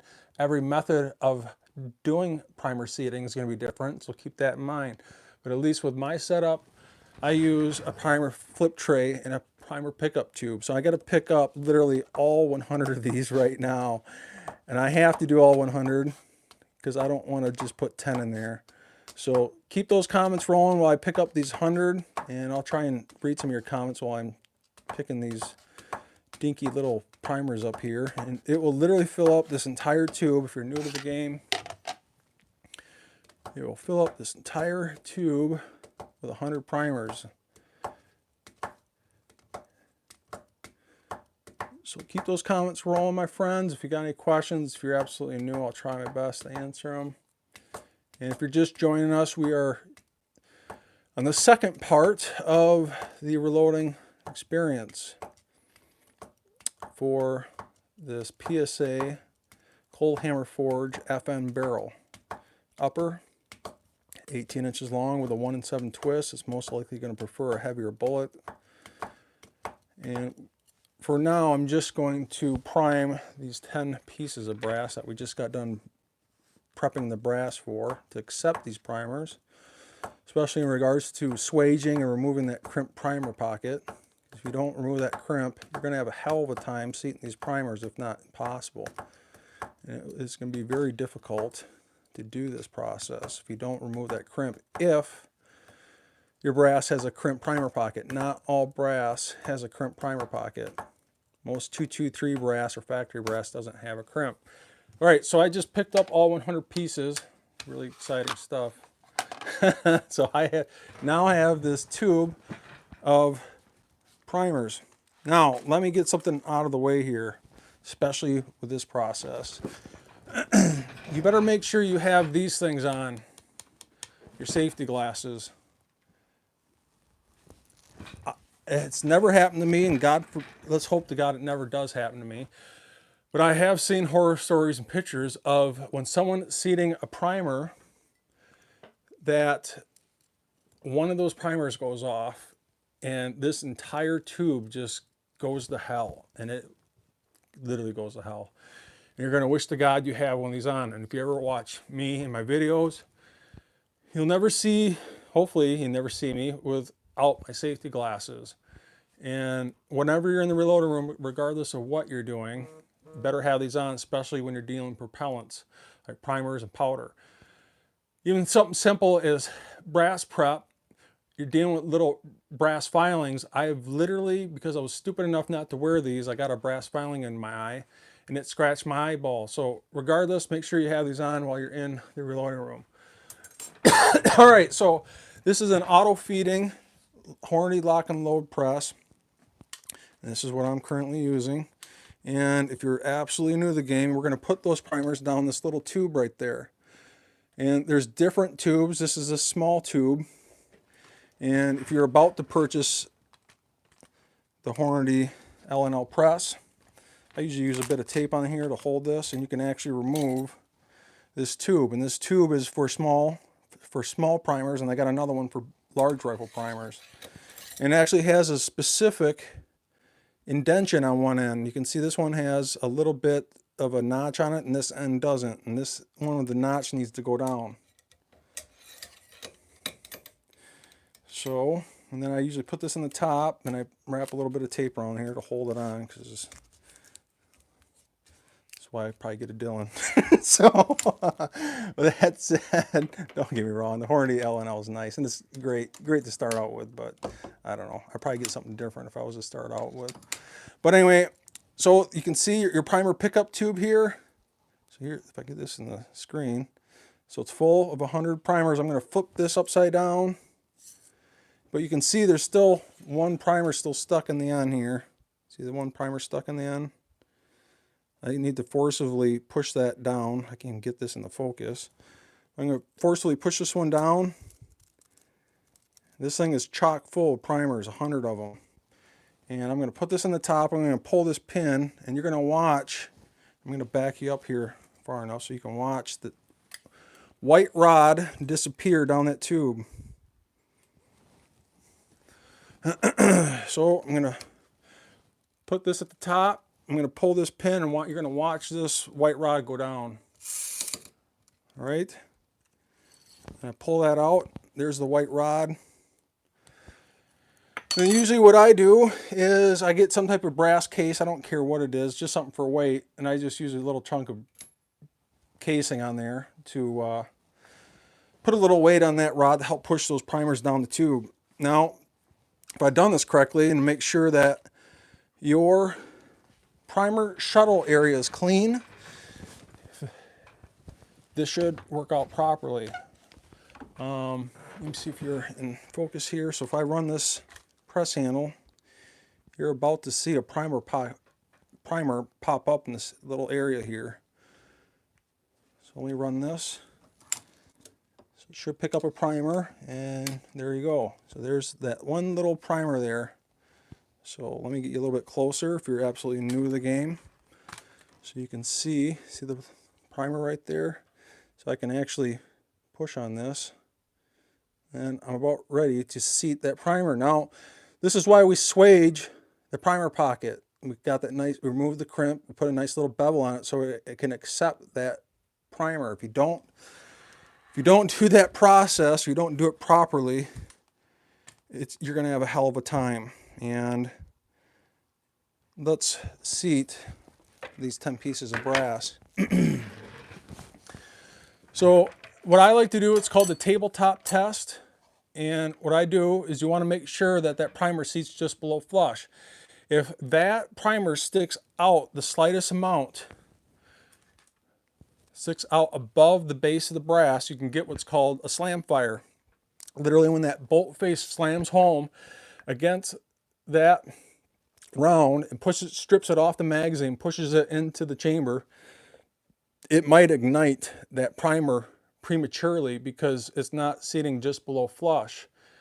And that's what's called a slam fire, and it's going to explode before it even reaches the chamber, and it's not a good thing. So if I did this correctly, this should seat nice and smooth, and you can see it seated nice and smooth. I wasn't struggling with that, and it seats just below flush. And to test that, you can do what's called the tabletop test. You can slap this down on a table, and if it slaps down and doesn't wobble, and it slaps down flat and fast, I like to say, flat and fast, doesn't wobble, and actually you can take a light, make sure that it seats just below flush. I can see if I can get this on camera.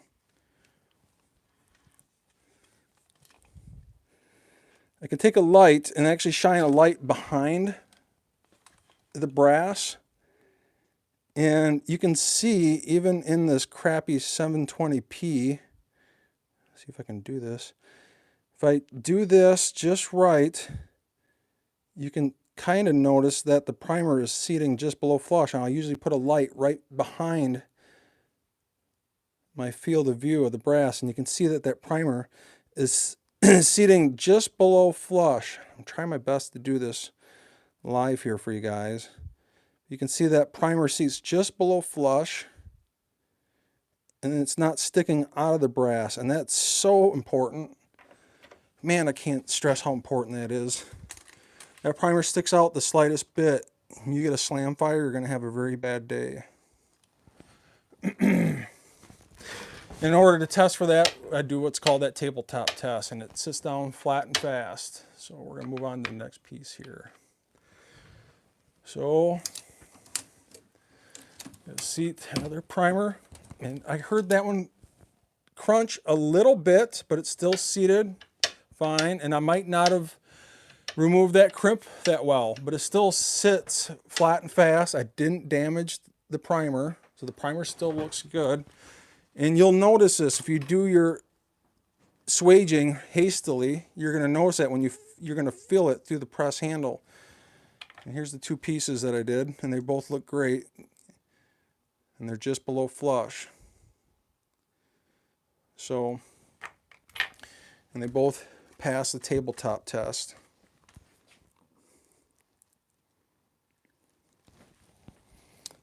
All All right, so let's just finish up the 8 pieces here. So if you guys got any questions, let them rip. AR Guns and Gear says, do you like the Dillon 600? I would love to get a Dillon. I probably actually, if I was a progressively reload, I think in my certain situation right now, being that I already have a progressive press, I probably wouldn't get another progressive press, but if I was to start over, I'd probably get something like a Dillon 750 or something. Maybe even a 1050. I think a 1050 would be even better. And if you really want to pump out some freedom progressively, regardless if it's rifle or pistol, 1050 with an ammo bot would probably be the way to go. But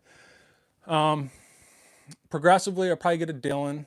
I think for a single stage, I would really like to get a Redding turret press T7. I know I've already mentioned this, and I will. That'll probably be my next press purchase, is a Redding turret press.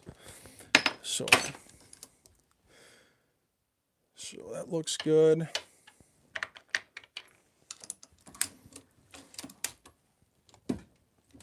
And these primer pockets are really, really stiff. They're tight as can be, and actually that's what you want. You want a nice, tight primer pocket. And then what will eventually happen over a period of firings is most likely going to happen, and why you throw that brass away, is your primer pockets are going to come loose. When I seat this primer right now, because this is only once fired Lake City brass that I just removed the crimp on, and I can feel that resistance through the press handle while I'm seating that primer, and it's I can feel that resistance. And the next time I reload this, that resistance is going to go away a little bit, and the next time I reload it, it's going to be even less. And by the time I get to about the 5th or 6th firing, at least on a semi-automatic, those primer pockets are going to get so loose that when I get to the point where they feel so darn loose that I feel like I need to throw them away, I will literally write that on my info card. I'll actually say trash this brass once you're done, so I don't reload it again. And that's typically why I'll throw brass away when it's been overfired. Either that or it's got a split neck, and that's very typical with the 223. You'll see a lot of split neck. So while I'm doing brass prep, especially when I'm chamfering deburring, I'll keep an eye out for split necks. You'll literally see a split in the neck. You'll see light through the neck. And that's when I will throw it away. And just inspect your primers quick before you put it in the your tray. And at this point, and I've said this before, you want to make sure you baby your brass at this point, because you don't want to dent that case mouth opening. You want to keep that case mouth opening nice and clean and round and perfect and ready to accept that bullet. So once in a while, if you don't do your removal right, at least on the first time, because this is first fired Lake City brass, you can be a little stubborn putting in those primer pockets. But second time you reload for this stuff, it's so much easier than the first time, because you're bumping at only 0.03 of an inch from fire form. You're not excessively bumping it. You don't have to do some of the steps over and over, like uniforming the primer pocket. And usually the brass trim length is good enough. And that's it. These are all seated with primers, at least 10 pieces. And now brass prep is officially done. I can now drop powder and seat bullets. And then after that, this next part will be the next edited part to the series, which is right here, my friends. If you're not sure what I'm talking about in regards to this series, this is the PSA 5.56 Coal Hammer Forge FN 18-inch AR upper with the PSA Custom Series 1:6 SFP scope. And I use this in the first part. I plan on using this in the second part, and it's an amazing scope for the money. I'm really actually quite impressed with it, especially with the zero stops and how audible these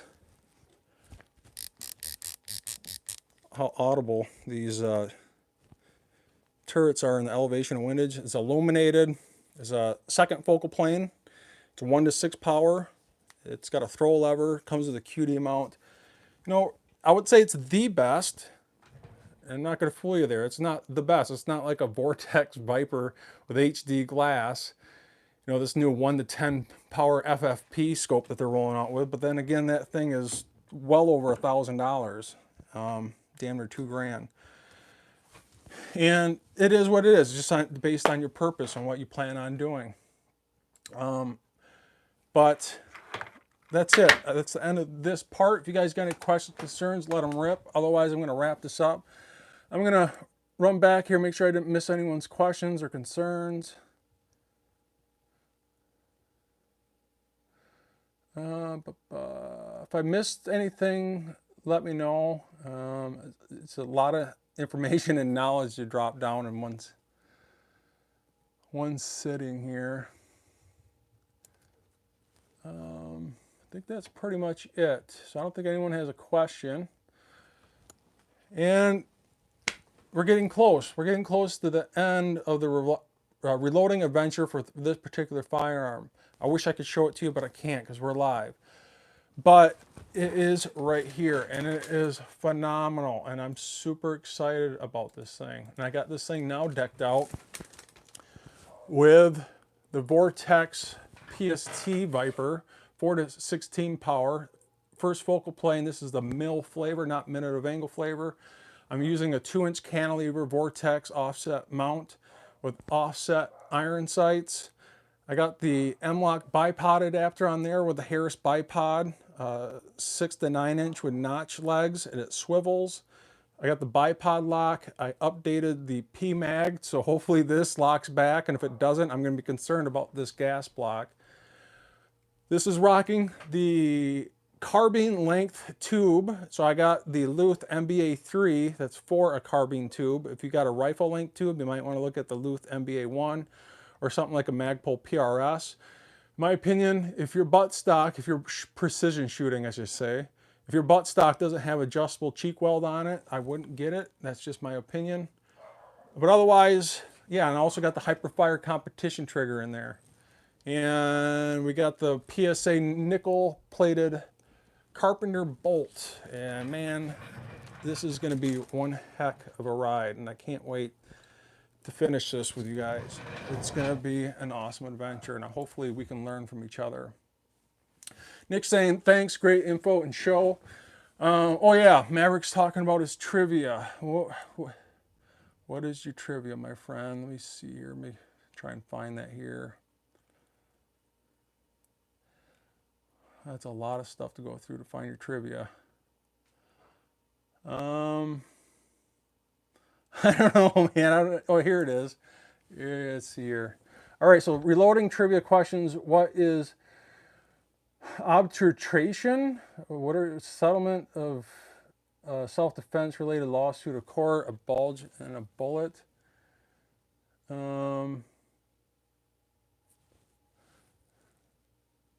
I don't know, buddy. I'm gonna go with A.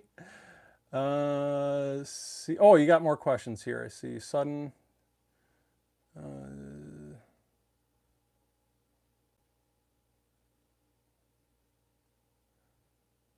I don't know. I'm not sure. It's a lot to read, but I can't do this live. Anyway, I hope you guys enjoyed this. I hope you guys learned something. And if you did, continue to scratch my back, and I'll continue to scratch your back by not only subscribe, like, and share, but hit that notification bell and become a Patreon. It definitely does help, and I definitely appreciate your guys' super chats. It is awesome, and I appreciate that. It is a great incentive for me to continue doing these live events for you, and it just simply helps my channel, because the good old YT, with them demonetizing half my videos, is definitely not helping. But Jason Huntston, thanks. I learned a lot that I've never thought about, and that's what this is all about. And I'm glad you guys enjoyed this. And I got 90 more pieces to do. So I'll see you guys in the next video.